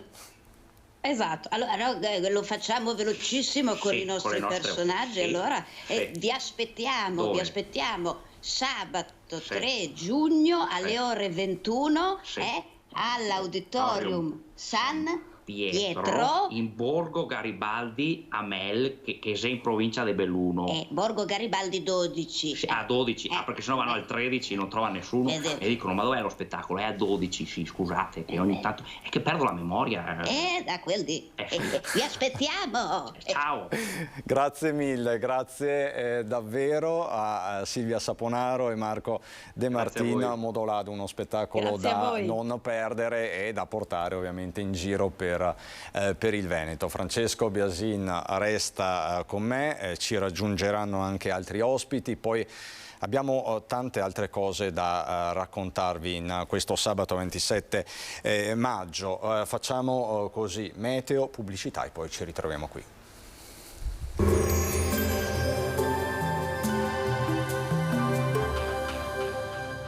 La tua bolletta continua a salire? Chiama lo 0422 32 06 05, Exi, professionisti del risparmio energetico dal 2006. Bentrovati al Meteo. Ultimo weekend di maggio con sole e caldo non eccessivo, ma anche rovesci e qualche temporale. Vediamo insieme in dettaglio. Sul Veneto avremo un ampio soleggiamento ovunque, soltanto di pomeriggio non sono escluse sui rilievi e fin verso le zone limitrofe alcune piogge. Temperature minime tra 11 e 17 gradi, massime in lieve calo, comprese tra i 24 e i 27 gradi. Spostiamoci ora sul Friuli Venezia Giulia. Anche in questo caso tempo stabile con cielo in prevalenza sereno, probabilmente poco nuvoloso al pomeriggio, specie sulla zona montana.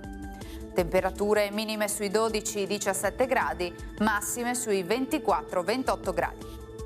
Infine diamo uno sguardo alla situazione del Trentino Alto Adige, dove il tempo risulterà alquanto soleggiato e caldo, con possibili rovesci, ma del tutto isolati nel corso del pomeriggio. Temperature minime intorno ai 12-14 gradi, massime sui 25-28 gradi. Dal meteo è tutto, vi auguro un buon proseguimento in nostra compagnia.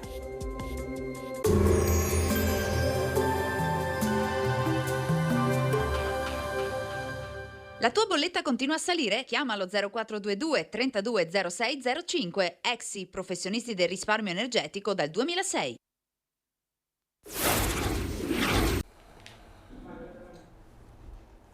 Di nuovo in diretta, di nuovo insieme per continuare il nostro racconto di questo sabato a Nord-Est. È rimasto con me Francesco Biasin, assessore nel comune di Silea, poi operatore di comunità, uno che di giovani e che di sociale se ne intende parecchio anche per lavoro, e mi ha raggiunto, lo saluto e lo ringrazio, Ivan Scremin, presidente dell'associazione Il Filo di Simo, che questa sera organizzerà un concerto evento, ma insomma lo scopriremo fra qualche minuto. Prima però vi devo dare un po' di aggiornamenti, dobbiamo continuare il nostro giro del Veneto e andiamo in altopiano dove continuano le predazioni del lupo. Manca una manciata di giorni all'inizio della stagione dell'alpeggio. Molti allevatori stanno già caricando le malghe nell'altopiano dei 7 comuni. Tornano in azione i lupi. Nelle scorse ore i selvatici hanno ucciso e divorato un'asinella nella zona di Campo Mezzavia, a 2 passi dalla strada che da Conco porta al Turcio e nel cuore del comprensorio. Immagini che si accavallano con quelle delle altre predazioni e che colpiscono al cuore. Io ho visto immagini di vitelli agonizzanti, sbranati a vivo, che io se fossi un animalista non so, perché non ho capito perché il lupo non si può abbattere, ma si può abbattere il vitellino che rimane lì ore e ore agonizzante con le viscere eviscerato. Non capisco, cosa facciamo? La classifica degli animali, uno può morire di sofferenza e uno no. Gli allevatori sono arrabbiati, si sentono soli proprio come i cittadini altopianesi. Ma c'è un altro stato d'animo che si sta diffondendo, la paura dei lupi, degli orsi, dei selvatici, del fatto che nessuno faccia nulla per rispondere alle esigenze del territorio. C'è già molta paura, è assolutamente giustificata e purtroppo questo è un paese strano perché noi interveniamo sui lupi quando il lupo farà qualcosa di inaudito, allora là tutti inizieremo a preoccuparci. È del tutto evidente che la convivenza con questi numeri diventa difficile. Serve un programma per ridurre la pressione sui territori. Che cosa si può fare? Chiediamo all'assessore. Va ridimensionato il peso che hanno questi numeri sui nostri territori. Non c'è nulla da fare. Il lupo può fare il lupo, non è che non può fare altro, non è che è colpa sua. Però evidentemente bisogna trovare un sistema possibile di convivenza e senza mettere a rischio di vita i nostri figli, i nostri amici. Ed ecco l'appello alla politica nazionale ed europea sul tema dei lupi e dei grandi carnivori. La politica deve fare una cosa che è molto rara in Italia, assumersi responsabilità con un po' di coraggio. Non sono caratteristiche proprio così diffuse nella nostra classe dirigente. Speriamo, io sono sempre ottimista. Dal lupo all'orso, un altro problema, un altro fenomeno con il TAR di Trento che ha sospeso nuovamente l'uccisione dell'orso JJ4 e ovviamente il dibattito è ancora aperto. La misura dell'abbattimento consegue all'affermazione della pericolosità dell'animale, ma tale affermazione non trova spiegazione nell'impugnato decreto né nei 2 pareri dell'ISPRA, visto che nel caso in esame non sono stati eseguiti seri accertamenti al riguardo. Con queste motivazioni il TAR di Trento ha nuovamente sospeso fino al 27 giugno l'uccisione degli orsi JJ4 e MJ5. Per i giudici amministrativi la pericolosità dell'orsa JJ4 non è stata pienamente accertata. Il Tribunale chiede di verificare la dinamica dell'aggressione del plantigrado ad Andrea Papi, il runner 26enne morto lo scorso aprile. Sebbene vi sia motivo di ritenere che l'aggressione del giovane sia dipesa dalla presenza di cuccioli al seguito dell'orsa, tuttavia non v'è traccia degli accertamenti posti in essere dalla provincia al riguardo, perché non è stata prodotta in giudizio la documentazione richiesta, tanto più necessaria se si considera che anche il consulente di parte della propria relazione, a seguito dell'esame autoptico effettuato sul cadavere del giovane, ha evidenziato la necessità di ulteriori verifiche, scrivono ancora i giudici. Soddisfatte le associazioni animaliste che avevano presentato ricorso, tra queste l'AV che torna sulla possibilità di trasferire i 2 orsi in un rifugio sicuro, dicendosi pronta a sostenerne le spese. Per questo si apprende depositerà l'approfondimento richiesto del progetto per portarli in salvo. Il 14 dicembre ci sarà l'udienza di merito del TAR e l'AV ritiene che fino a questa data JJ4 e MJ5 non possano essere uccisi. Rimaniamo a parlare di animali, questa è una pagina dedicata a loro, con un'operazione dei Vigili del Fuoco nell'Emilia Romagna alluvionata, devastata dall'alluvione. Insomma, sapete cosa è successo, sapete quanti sono i volontari del Veneto, i Vigili del Fuoco presenti in quel teatro, ne abbiamo parlato anche in questa prima edizione collegandoci con Padova, con Galliera Veneta. Questa è un'operazione che vi mostriamo, che è stata coordinata di fatto dai pompieri di Venezia. I Vigili del Fuoco hanno salvato e recuperato 50.000 pulcini e messo in sicurezza 2 serbatoi di GPL all'interno di alcuni capannoni interessati da una frana a seguito delle piogge dei giorni scorsi a Santa Sofia di Forlì. L'intervento, che è iniziato con un sopralluogo il 24 maggio, si è concluso ieri pomeriggio in un allevamento avicolo in località Bucchio. Dopo aver verificato lo stato dei capannoni e dei serbatoi, il nucleo NBCR di Venezia, specializzato in sostanze pericolose e travasi, ha provveduto alla messa in sicurezza e alla bonifica di 2 bomboloni. Successivamente, la mattina del giorno seguente, sono iniziate le operazioni di recupero degli animali. Quindi questo con il coordinamento del nucleo NBCR di Venezia, e poi sono intervenuti anche i Vigili del Fuoco ovviamente di Forlì Cesena, l'ASL di competenza, ma insomma è un aspetto di questa tragica alluvione che ha colpito un intero territorio. Tra l'altro di volontari parlavamo prima con Francesco Biasin, assessore sociale di Silea, e i volontari fanno anche questo, no? Parlavamo di supporto ai giovani, di supporto agli anziani, e poi c'è anche chi, come quel volontario che Marco, di cui abbiamo raccontato prima, va in questi scenari di alluvione per portare il suo contributo e viene poi licenziato dal datore di lavoro. Il volontariato ha questa bellissima sfaccettatura che ognuno di noi può scegliere poi veramente dove ci si sente meglio, perché non è detto che poi il volontariato sia sociale, aiuto alla persona, ma veramente la protezione civile, abbiamo visto, è una cosa bellissima. Prima c'era il servizio e dà l'opportunità anche di fare quindi per gli altri in maniera gratis, quindi è una cosa che veramente va incentivata. Non è così semplice poi trovare i volontari, un po' per i motivi che abbiamo detto prima, quindi sicuramente noi dovremmo un po' anche aiutare non a trovare la motivazione alle persone, ma dare l'opportunità di regalare il proprio tempo, il tempo che è la risorsa più preziosa che abbiamo tutti e che di fatto ne abbiamo pochissimo. Sabato pomeriggio, siamo già sabato pomeriggio e stiamo già pensando a lunedì. È tragico, ma è così, quindi poi di fatto la settimana vola e trovare quel bellissimo tempo per andare anche a sistemare le aiuole del comune. A noi piaceva tantissimo fare questa iniziativa. Non è così semplice, oltre poi a tutto l'aspetto anche di regolamenti, perché poi è chiaro che bisogna assicurare eccetera, ma quelle cose si risolvono.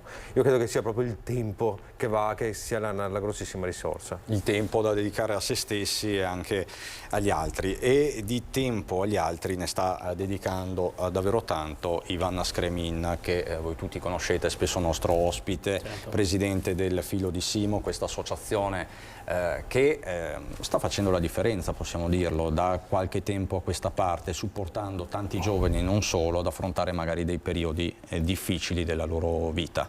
Sì, diciamo che noi siamo una goccia nell'oceano, cerchiamo di metterci a disposizione, il periodo è difficile e quindi noi abbiamo già avuto finora, siamo arrivati ad avere 135 contatti da utenti e ne abbiamo 60 ragazzi in accoglienza. Il problema forse in questo momento è che non vediamo una curva discendente, ma vediamo invece un picco ascendente. Ricordiamo a chi è a casa che la vostra associazione si occupa di profondo disagio. Sì, noi ci occupiamo di depressione, stati depressivi e soprattutto nell'ambito giovanile. E questo nasce dopo la tragica scomparsa di mio figlio, quindi abbiamo deciso di fare questa associazione. E l'associazione oggi si è spostata, grazie anche a un team di psicoterapeuti, a far clinica. Clinica significa fare la psicoterapia ai ragazzi, anche in questo momento alle persone più adulte, in maniera tale che si possa raccontare una storia diversa da quella che era la storia di Simo.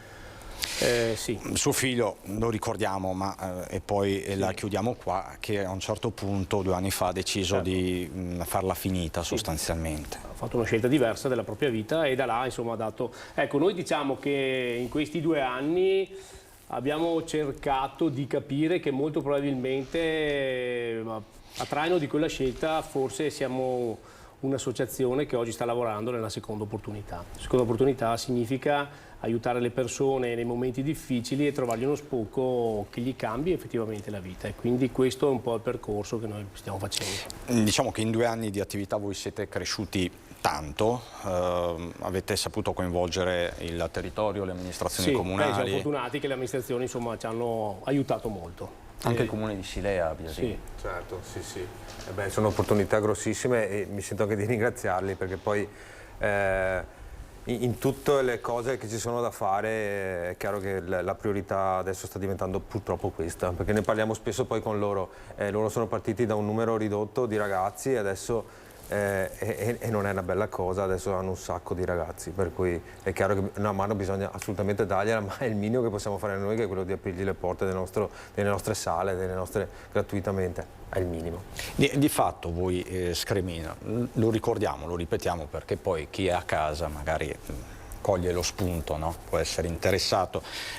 Io ho sempre il computer adesso su questo sito, il filodisimo.it, che è il vostro sito, il sito della vostra associazione, costantemente aggiornato, dove si racconta chi siete, cosa fate, gli eventi e quant'altro. Voi supportate questi giovani con una rete di psicologi che si mettono a disposizione e voi contribuite alle spese sostanzialmente, perché spesso non tutte le famiglie, non tutte le persone possono affrontare determinate spese, o non si può aspettare magari la lista d'attesa dell'ospedale, dell'ULSS, insomma è una sinergia.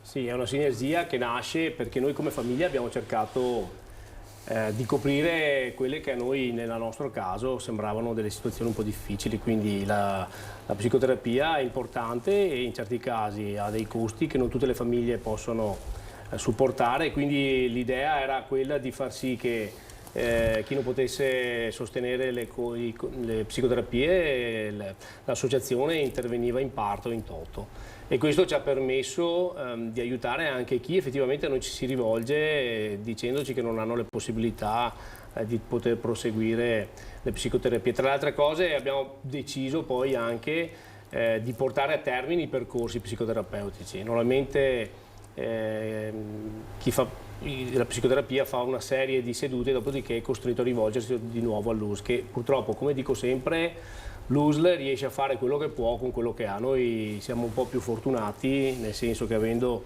un numero insomma un po' più corposo di psicoterapeuti riusciamo in questo momento ancora a mantenere, diciamo, le nostre prestazioni. L'associazione ha intrapreso da un mese circa un corso di welfare proprio interno, in maniera tale che riusciamo poi anche a distribuire meglio le nostre energie e le nostre risorse.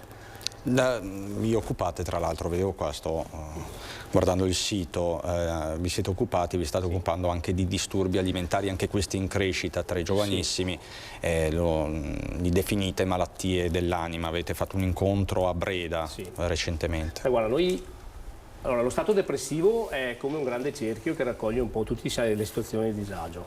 Il 29, lunedì prossimo, il 29, siamo a Zero Branco, dove faremo un'altra serata divulgativa. È un po' di tempo che noi collaboriamo con Patrizio Sarto, il dottor Patrizio Sarto, che tra le altre cose ha fatto un bellissimo cortometraggio, quindi insieme cerchiamo di portare avanti questo progetto che noi ormai abbiamo definito della seconda opportunità, no? Perché ogni stato depressivo è collegato a una situazione. Quello che abbiamo fatto a Breda è stato qualcosa di importante perché abbiamo avuto un grosso riscontro.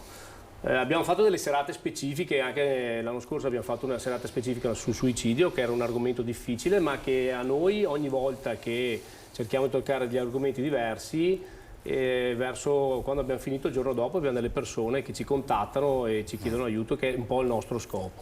Tra l'altro l'inverno scorso voi avete fatto un evento al BHR a Treviso, una sala gremitissima di sabato sera, questa dimostrazione che veramente l'argomento è sentito e tocca la pelle viva di tante famiglie, di tante persone, questo è.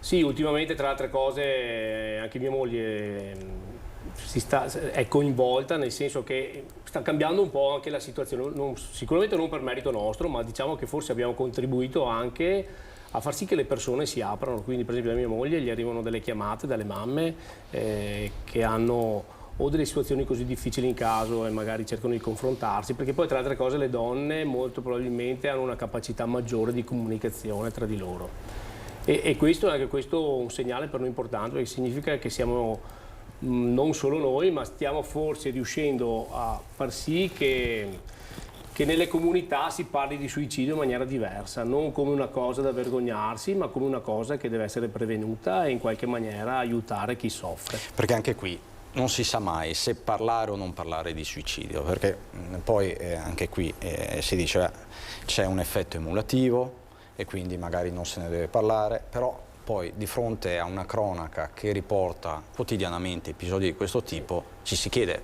forse bisogna parlarne. Guarda, io porto questo esempio che, e lo dico sempre, mia mamma aveva 53 anni, è morta di tumore nel 91 e io mi ricordo che di tumore non si parlava, si diceva era un brutto male, ci si vergognava. Mio padre è morto circa 8 anni dopo nel 99 e già si cominciava a parlare. Oggi di questa patologia se ne parla tranquillamente, perché forse molto probabilmente io sono andato anche a tantissime riunioni con mia madre dove si parlava di queste situazioni. Le persone, se hanno consapevolezza, riescono a reagire diversamente al problema. Se noi riusciamo a trasmettere alle famiglie, no, la consapevolezza che avere un figlio che soffre disagi di stati depressivi non è né una colpa e non è una vergogna, ma bensì che questo ragazzo o ragazza o anche fratello ha la necessità di essere ascoltato e non sminuito, molto probabilmente riusciremo ad aiutare più persone e anche a salvare più persone, perché il problema rimane proprio su questo, riuscire a salvarle. Nei giorni scorsi, in una delle ultime dirette, ho avuto ospite Luca Pezzullo, che è presidente dell'Ordine delle psicologhe e degli psicologi del Veneto, che dice: fortunatamente riscontriamo una maggiore apertura da parte dei giovani. I giovani rispetto ai padri, alle madri, ai nonni ci chiedono maggiormente aiuto. Questo lo riscontra anche lei? Sì, guarda, noi abbiamo fatto poi tra le altre cose il venerdì 19 un importante convegno dove noi siamo stati invitati, dove noi abbiamo conosciuto un'associazione che si chiama Tutto Hanno Dato e sono costituita da ragazzi giovanissimi, ventenni, che anche a loro è venuto a mancare un loro compagno di classe per suicidio. E là devo dire che i ragazzi hanno un'apertura, ma lo vediamo noi in associazione, i nostri ragazzi hanno un linguaggio diverso e siccome noi dobbiamo rivolgersi ai giovani, abbiamo bisogno di essere aiutati da loro e soprattutto devono essere ascoltati, ma lo vediamo in Emilia, no? Tutti criticano i nostri ragazzi, però io credo che l'Emilia ha dato un esempio di quanta forza abbiano questi ragazzi quando decidono di andare a lavorare, andare a fare volontariato e portare forse anche serenità in un ambiente che credo insomma era tristissimo, no? Quindi io direi che a sti giovani qua, invece di continuare a metterli sempre sotto accusa, dargli più fiducia. Poi chiaramente insomma non tutti saranno bravi, però dal mio punto di vista quelli che ho conosciuto finora sono tutti bravi ragazzi. Diciamo che di bravi, insomma... Sì, io penso che, insomma, io credo che i ragazzi non nascano col DNA di essere cattivi, no? È dove cresci e da quello che ti circonda che a volte ti trasforma. Però se gli dai, io vedo che i nostri ragazzi, insomma, se gli diamo tantissima fiducia, e abbiamo un buonissimo riscontro. Biasin, lei che cosa pensa di questa descrizione di Scremin?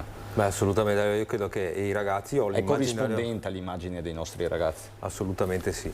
Io ho l'immaginario sempre alle 6, 6 e mezzo che giro per Treviso in macchina mentre vado al lavoro e vedo sti ragazzi persi in autobus, stanchi, e lì capisco che probabilmente loro hanno bisogno veramente di ascolto, ma è quell'ascolto reale, allora che non è così scontato. L'ascolto è un'arte e va imparata e va insegnata anche ai genitori in primis, per cui la prima cosa che poi io ho la fortuna poi di entrare in classe con il mio lavoro e quindi di parlare con un sacco di ragazzi. E loro ti dicono, guarda, ogni volta che io arrivo a casa mia mamma mi dice come è andata a scuola, che è la cosa più ovvia per un genitore. In realtà io ho bisogno che qualcuno mi chieda come sto e che mi dia anche il tempo perché io magari ho pure 2 ore di tempo per ascoltarlo. E dopo quando gli chiedi, ma e poi cosa fai con i tuoi genitori? Loro mi dicono, guarda, vabbè, abbiamo un sacco di cose, organizziamo le vacanze, organizziamo. Quindi si entra in sto trip di organizzazione eccessiva. E il consiglio che do sempre io a qualche genitore è quello di prendete la macchina e uscite con vostro figlio di notte, ma non andate da nessuna parte, cioè decidete, parlate, state in silenzio. E ecco, il silenzio è un'altra arma grossissima che i genitori secondo me devono imparare, che è quello di non di entrare in relazione anche in maniera empatica, con l'ascolto quello totale e magari anche vicino rispetto a un avvicinamento di una mano con l'altra o di una carezza. Era quello che una volta facevano le nonne mi dicevano mi raccomando ascoltami, mia nonna mi diceva sempre mi raccomando ascoltami, ciao. Ed era così, effettivamente c'era quell'ascolto reale di come stai e da lì poi magari si riesce a capire che il mondo dei giovani, ma come quello delle famiglie, le famiglie, io lo dico spesso, le famiglie sono probabilmente il nucleo che ha più bisogno di aiuto, perché noi vediamo i ragazzi, entrano a scuola, cioè, però mamma e papà hanno bisogno di altro, che non sia quello di chiedergli continuamente, a parte i soldi eccetera, con tasse, però di solito anche come comuni, noi chiediamo alle famiglie di partecipare con serate, protezione civile. No, probabilmente dobbiamo fermarci e chiedere ai genitori di stare bene, di creare dei momenti anche di aggregazione dove ci si ritrova e ci si scambia anche le cose più semplici. Scremin, l'ho tirato un po', nel senso un po' lunga, dovevo darla prima questa comunicazione, ma la diamo adesso perché c'è questo evento importante che voi organizzate come Associazione Il Filo di Simo con tutta una serie di partner, tra questi anche il Comune di Villorba, questa sera proprio al Palateatro di Villorba, dove arrivano insomma i Rockets. Sì, infatti è un progetto che è nato molto tempo fa grazie al nostro associato del direttivo Diego Buso, che è amante soprattutto di questi e che devo dire che io ho seguito un po' l'organizzazione, è stato stratosferico perché organizzare un concerto non pensavo fosse così difficile. È partito insomma l'anno scorso e oggi siamo riusciti a realizzare questo evento, che è un evento benefico tra le altre cose perché i fondi raccolti verranno dati al Filo di Simo e quindi anche i Rock stessi insomma si sono messi a disposizione, hanno sposato questo progetto, il service anche, quindi ci hanno aiutato molto. L'evento è stato impegnativo organizzarlo, però dai, siamo contenti perché alla fine sono rimasti credo una 60ina di biglietti ancora che saranno vendibili là al Palateatro. Quindi possiamo dire in questo momento che ci sono ancora 60 una posti? 60ina di biglietti liberi, sì. E che sono vendibili ed acquistabili là al Palateatro. L'evento inizierà alle 21:30 e durerà circa un'ora e mezza. È una cosa Quindi ci ricaleremo nelle atmosfere anni 70-80. Sì, che tra altre cose comunque l'atmosfera musicale anni 70 è quella che attualmente. Noi abbiamo fatto un altro evento al Cantiere, sempre musica anni 80, è stato un successo. Musica anni 80. Va anche tra i giovani, tra l'altro. Sì, loro adesso arriveranno tra un po', credo. Questa è la band originaria più o meno? Sì, più o meno quella che fa ancora concerti e loro insomma sono stati felici e noi siamo felici perché insomma sono messi proprio a disposizione. È stata una bella avventura. Lei Biasin di concerti ne sa qualcosa, Sì, ne ha organizzati diversi. Sì, noi siamo reduci da Red, che è stata tra l'altro una bellissima serata, ed è vero che è complesso poi, soprattutto organizzare i concerti, però se si fanno per un motivo nobile come questo è chiaro che è bellissimo mettere insieme la musica per qualcos'altro. Ad esempio i giovani questo lo sanno, i giovani vivono perennemente con la musica nel mondo musicale e quindi sì, stasera tutti a Villorba, chiaramente. E, insomma, se lo dice l'assessore di Silea, ha un suo peso. Allora, rimanete con me perché fra poco parleremo di montagna terapia, ci colleghiamo con il bellunese, ci sarà anche molto probabilmente il primario del centro di salute mentale dell'Ulsu 1 Dolomiti, quindi continueremo a parlare di disagio ma anche di soluzioni a questo disagio, perché insomma dobbiamo sempre guardare al lato costruttivo, no? Però prima vi porto a Vicenza che si prepara al voto, domani c'è il ballottaggio non solo a Vicenza, a Vedelago per quanto riguarda Treviso, piove di sacco nel Padovano e poi c'è Adria, la seconda città del Polesine, insomma delle sfide importanti, ma vi portiamo a Vicenza per parlare di sicurezza stradale e non solo. Vi portiamo nel quartiere di Saviabona con Daniele Garbin.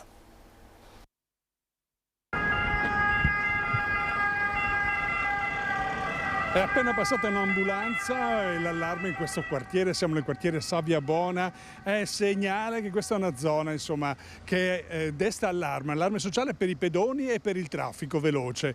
Abbiamo sentito qua gli abitanti, i residenti ma anche i commercianti, sembra proprio che gli automobilisti e soprattutto i ragazzi al mattino nella cittadella degli studi qua vicina non si fermino al passaggio dei pedoni e infatti vediamo una madonnina nella rotatoria in questo momento, forse si affida alla fede per poter passare, insomma, attraversare la strada. Andiamo a sentire conferma di queste sono le indicazioni. Sì, è rischioso perché le macchine passano uscendo dalla rotonda, vanno a grande velocità, soprattutto la sera che non si vede niente, è buio. C'è il rettilineo, quindi diciamo le macchine viaggiano a una buona velocità. Si può dire che tanti incidenti con i pedoni li si vedono sempre. Quello sì. Sì, dico la verità, io faccio un po' di pista ciclabile, un po' di marciapiedi e effettivamente se adotto queste strategie è perché la strada non è molto agibile. La rotatoria qui davanti è impraticabile alle 7 del mattino per la scuola, la cittadella degli studi dà un'affluenza importante. Dalle 7 fino alle 8:30, no? Ci sono tante macchine che passano il semaforo rosso. È tutto un tasardo perché arrivano da tutti i lati e semplicemente si incontrano qua e anche la sera uguale. Se io sto attento ad attraversare negli attraversamenti corretti non c'è nessun pericolo. Qui qualche volta ogni tanto la gente passa con il rosso perché quando si chiede la chiamata è troppo veloce il passaggio dal verde al rosso. Tempo che scatti il verde, tempo di attraversare veramente la strada e diventa subito giallo e il giallo dura poco e diventa rosso. A molte macchine è successo che hanno frenato all'improvviso e questo può risultare molto pericoloso. Bisogna, anche se è verde, bisogna comunque guardare e vedere se non arriva qualcuno di corsa. Non è il caso di fidarsi. No, poi tra l'altro di sera adesso la strada è anche al buio, quindi bisognerebbe essere ancora più attenti, sì. E per lei cosa le sembra? È una zona tanto trafficata per cui certamente ci vuole prudenza. Col verde tante volte qualche macchina passa. Lo stesso? Stesso sì, magari non vede il semaforo, non so per cosa insomma. Ecco. Lei è capitato? Più di una volta. Bisogna fare qualche soluzione, perché fino adesso non ho visto nulla, accidenti, qualcosa, però succederà magari più avanti, succederà. Ma io valorizzerei più il trasporto in bicicletta e quello a piedi sicuramente, perché qui la mattina nel momento in cui iniziano le scuole c'è veramente un traffico e un inquinamento che si fa sentire parecchio. Ci vorrebbe un autovelox? Sì, secondo me un autovelox può essere sufficiente, oppure in alternativa anche un vigile che regoli il traffico. La presenza è sempre... Esatto, la presenza incute timore sia per i pedoni che per gli automobilisti. La presenza di una divisa sul posto sicuramente può aiutare. Sicuramente se ci fossero delle strisce pedonali in più male non fa, perché i ragazzi, anche io, anche loro, le strisce, se ce ne sono poche non andiamo a cercarle. Ci vorrebbero i vigili che seguisci il traffico nelle ore di punta. Così dunque a Vicenza, dove domani si vota, lo ricordiamo, con Piove di Sacco nel Padovano, Vedelago nel Trevigiano e Adria in Polesine. C'è anche Sona nel Veronese, mi scuso prima non l'ho citata. Allora, è stata, a proposito di sicurezza stradale, una nottata molto difficile. Ci sono stati 2 morti a nord-est, il primo a Lignano Sabbiadoro, un ragazzo di 19 anni che è stato investito da un'auto, un 19enne di Latisana. È successo in Viale Europa, in prossimità dello stadio. Ve ne abbiamo parlato in apertura di questo telegiornale. Per cause che sono ancora in corso di accertamento da parte dei carabinieri, il giovane pedone Kevin Muratai è stato dunque investito. Quando gli infermieri, i tecnici del pronto soccorso sono arrivati sul posto, per lui non c'era più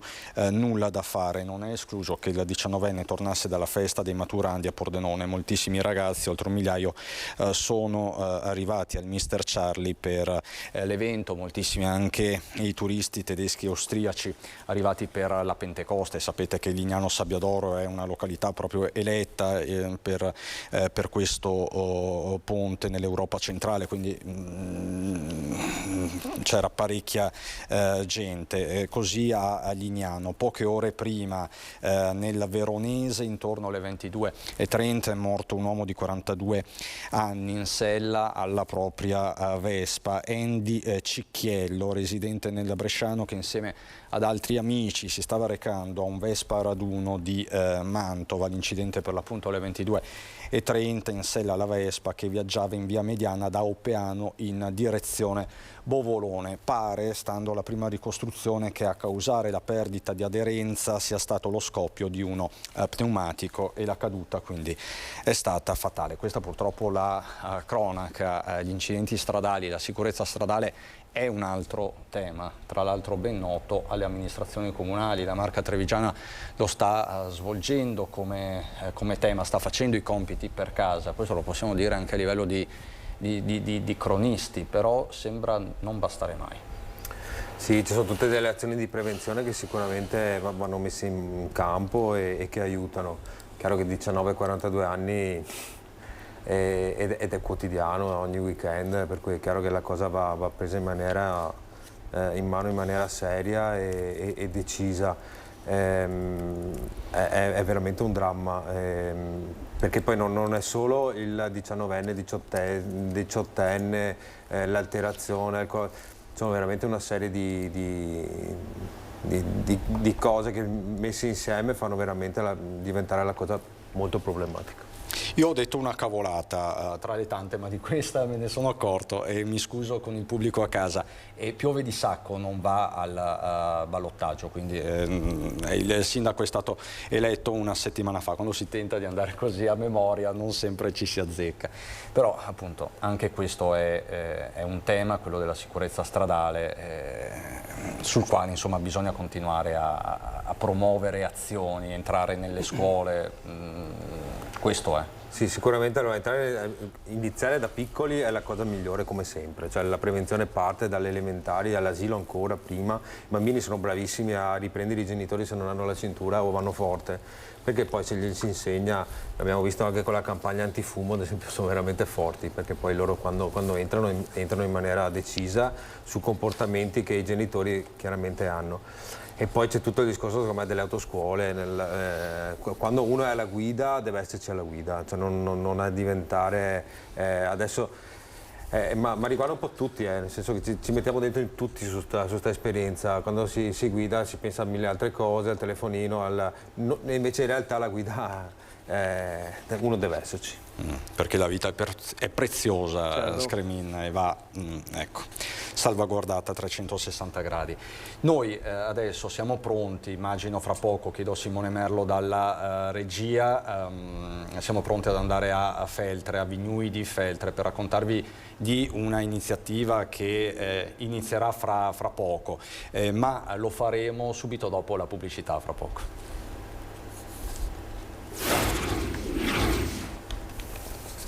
Montagnaterapia questi. Di nuovo in diretta sono rimasti con me Francesco Biasina, assessore sociale di Silea, e Ivan Scremin, presidente dell'associazione Il Filo di Simo, ma noi adesso siamo in grado di collegarci con Feltre, con la zona di Vignui, dove fra qualche minuto alle 14:30 dovrebbe partire un'importante iniziativa, una camminata, un trekking di comunità. La chiamate montagnaterapia. Saluto e ringrazio Emiliano Oddone, presidente del Lions Club di Feltre. Buongiorno Oddone. Buongiorno, sì, la chiamiamo montagnaterapia, la chiamano montagnaterapia. Noi come Lions ci siamo solo affiancati a un progetto già esistente che si sviluppa in Italia da tempo, e poi magari vi parlerà meglio di questo il dottor Angelo Brega, che è qui con me, qui dietro in macchina, lo vedete defilato.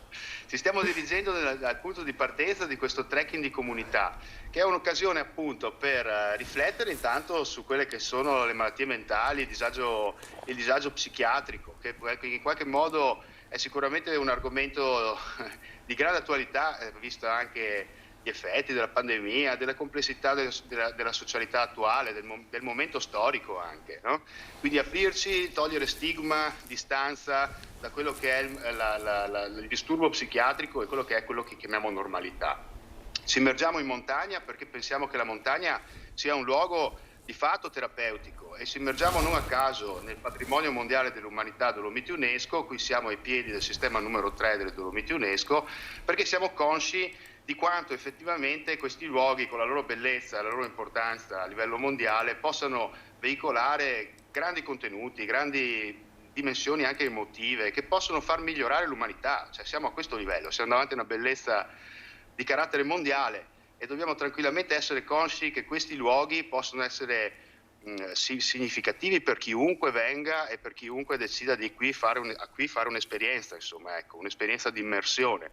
Allora noi oggi ci immergeremo con la volontà di leggere il territorio con questo sguardo finalizzato proprio a dedicare un percorso che possa avere anche valenze terapeutiche. E in questo lascio la parola un attimo al dottor Brega, che è sicuramente primario del CSM dell'ospedale di Feltre, del centro di salute mentale, arrivato da poco a Feltre, è uno dei fautori del movimento della montagnaterapia in Italia. Esattamente. Allora è un piacere. Angelo Brega, quindi a lei la parola. Ci spieghi lo spirito di questa iniziativa. Innanzitutto sono molto contento di questa iniziativa, ringrazio il Lions e il STAI Feltre che l'hanno possibile. Io mi occupo da molti anni di montagnaterapia, e adesso anche nell'ULS 1 Dolomiti abbiamo diversi gruppi di montagnaterapia, sia a Feltre sia a Belluno e anche nel Cadore, perché ovviamente il territorio si presta molto a questa attività, e sono molti anni appunto che questa attività viene portata avanti in varie parti d'Italia, e recentemente è stata anche fondata la Società Italiana di Montagnaterapia, quindi una società scientifica che vuole portare avanti questa attività e supportarla da un punto di vista anche della letteratura, della ricerca scientifica. A settembre tra l'altro ci sarà anche un convegno in Sicilia, sarà il 9° convegno nazionale, ogni 2 anni viene svolto questo convegno nazionale per riunire poi i vari gruppi e portare avanti anche un corso di dialogo e di ricerca e di... Allora, spiego a casa, c'è qualche problemino di audio. I nostri ospiti adesso si trovano in auto e in realtà dovevamo fare questo collegamento da Vignui, che è la località di partenza di questo trekking di comunità, ma ci sono un po' di problemi di collegamento. Del resto la montagna terapia serve per staccare anche dai cellulari, e quindi insomma questo può capitare, ma vi mostro delle immagini che mi stanno mandando ora proprio da Vignui, perché così potete capire qual è il posto da dove inizierà questo trekking di comunità nel pomeriggio. Ringrazio per questo Daniele Dalvit. Posso chiederle, dottor Brega, io qui in studio ho due ospiti, un assessore al sociale, un volontario, un presidente di un'associazione che si occupa soprattutto di disagio giovanile. Stiamo parlando di disagio giovanile, soprattutto nelle nuove generazioni, anche di profondo disagio, di depressione. Le chiedo, la montagna terapia può essere utile per questi giovani? Ma noi pensiamo proprio di sì, che sia un'attività che ha una valenza riabilitativa, terapeutica riabilitativa, che ormai anche la ricerca scientifica sta supportando. E ci sono molte esperienze in vari ambiti. Io mi occupo di salute mentale, però abbiamo anche diverse esperienze nell'ambito delle dipendenze patologiche e attività con adolescenti in difficoltà, quindi sicuramente la risposta è positiva. Quindi lei la consiglierebbe, diciamo, questo? Sì, io credo molto nelle potenzialità della montagna terapia e devo dire che sta avendo sempre più riscontri negli ultimi anni. Proprio i gruppi sono sempre più numerosi e sempre più partecipati. Ecco, queste sono le immagini che mi arrivano proprio in questo momento da Vignui, così se per caso ci stanno guardando anche da lì. Insomma, siamo sul posto, dovevamo essere lì. Senta Oddone, quante persone parteciperanno a questo trekking di comunità? E soprattutto, questa è la prima, diciamo, di una lunga serie, immagino. Ma allora, questo è un momento propedeutico. Di fatto questo trekking in comunità serve a completare una progettazione che noi finiremo nei prossimi giorni insieme appunto all'ULSS, insieme alle commissioni, al gruppo del CAI di Montagna che Aiuta, e che di fatto troveremo quindi delle soluzioni sia legate all'accessibilità, alla fruibilità del luogo, sia legate alla leggibilità di quelli che sono i contenuti che possono essere collegati dal territorio a questa dimensione della montagna terapia. E quindi faremo un pannello, inaugureremo poi a un certo punto un pannello e quindi ufficialmente un primo percorso in Dolomiti Patrimonio dell'Umanità, appunto Dolomiti UNESCO, di montagna terapia ufficiale, dove si potrà fare una sperimentazione continuativa. Il CAI già lo fa e continuerà a farlo, finalmente avrà uno strumento ufficiale dove confrontarsi magari anche con altre realtà. Su questo, se vuole dire due parole la nostra dottoressa Pilotto del CAI, della commissione scusate, del CAI, dedicata proprio a questa cosa della montagnoterapia. Buongiorno, buon pomeriggio. Buongiorno dottoressa, ci dica quali sono i benefici di questa montagnoterapia? Scusi, non l'ho sentita. E quali sono i benefici di questa montagnoterapia? Sì.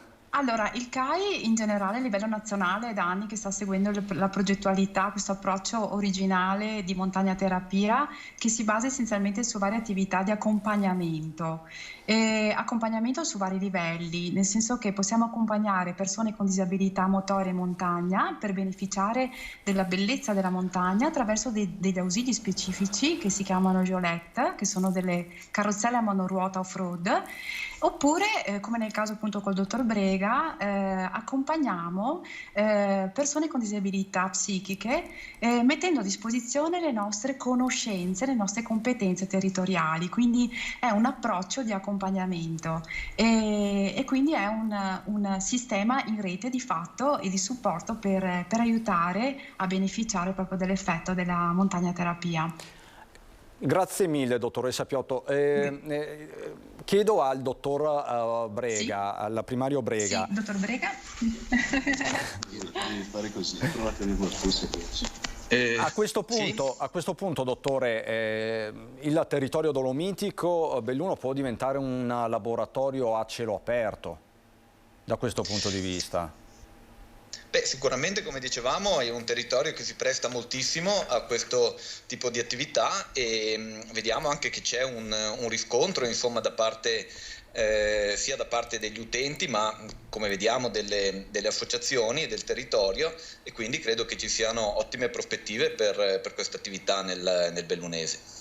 Allora, io vi ringrazio davvero perché avete fatto uno sforzo straordinario per questo collegamento Skype, quindi vi siete allontanati un po' da Vignui, che vediamo comunque nelle immagini, eccole qua, quindi che così facciamo contenti tutti. Un saluto quindi a Vignui, a Feltre, e grazie davvero a Emiliano Oddone, presidente del Lions Club Feltre Osta, al dottor Angelo Brega, primario del centro di salute mentale dell'ULS 1 Dolomiti, e alla dottoressa Piotto, spero di aver giusto il nome, no dottoressa? Sì?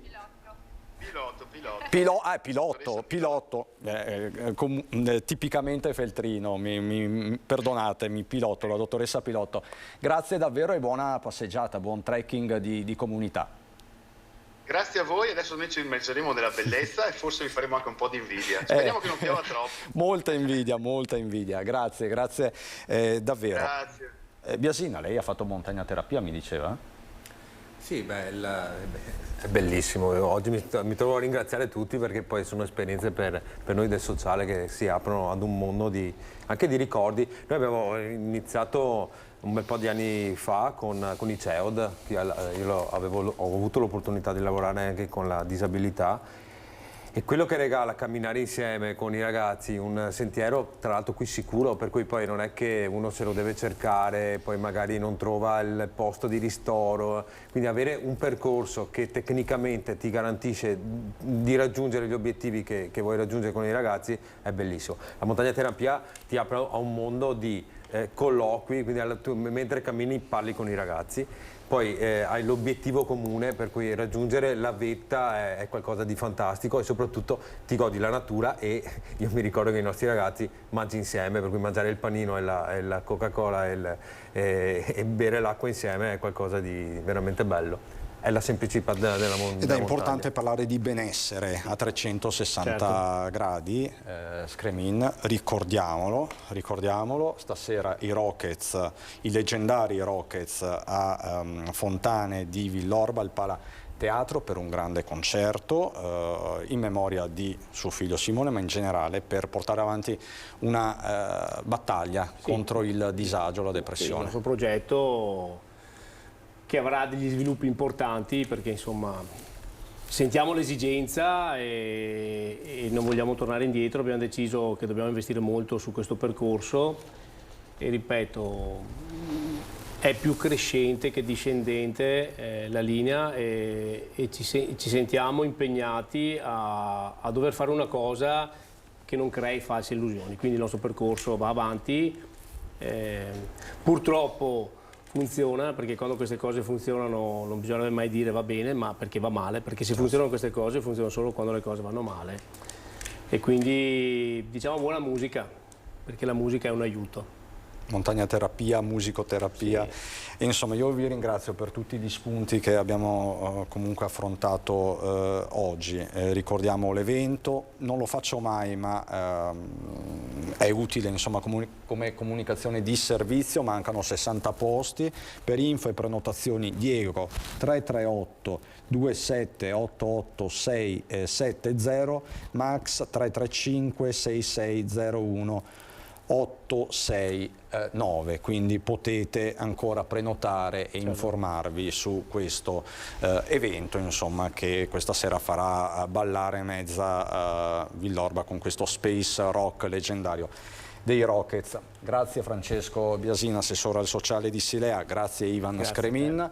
Grazie a tutti gli ospiti che oggi si sono alternati, a tutti i colleghi per i vari reportage dai territori, come sempre rigorosamente in diretta. Siamo stati ad Arcade per il caso di Anica, questo giallo, vero e proprio giallo, con l'apertura ufficiale di un fascicolo per omicidio volontario da parte della Procura della Repubblica di Treviso. Avete sentito il sindaco Domenico Presti, la comunità ha messo a disposizione tutte le telecamere della zona, perché proprio ad Arcade Anika potrebbe aver trascorso il suo ultimo giorno di vita. Ci ritorneremo questa sera ovviamente nel corso dei nostri telegiornali. Siamo stati poi a Mestre per raccontarvi di questo muro antispaccio all'ex cinema Piave, e ancora a Padova la protezione civile padovana in campo a sostegno delle popolazioni alluvionate dell'Emilia Romagna. Il reportage in diretta di Francesco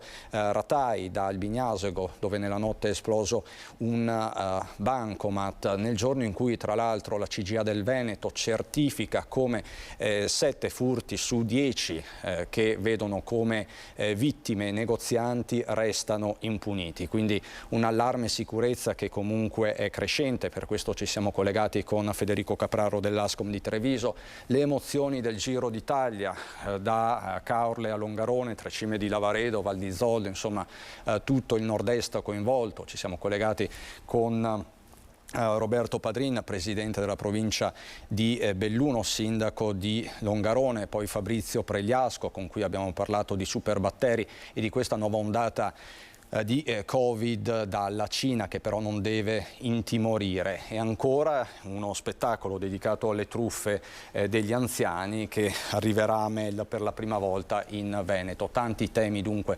toccati anche oggi. Ci ritorneremo aggiornandoli questa sera a partire dalle 18:30 con l'edizione veneta dei nostri telegiornali. 19 Venezia, 19:30 Treviso con Belluno. Ringrazio dalla regia per il costante supporto. Oggi è stata complessa Simone Merlo e Marco Gagliazzo. Ringrazio tutti voi per la cortese attenzione. Buon pomeriggio.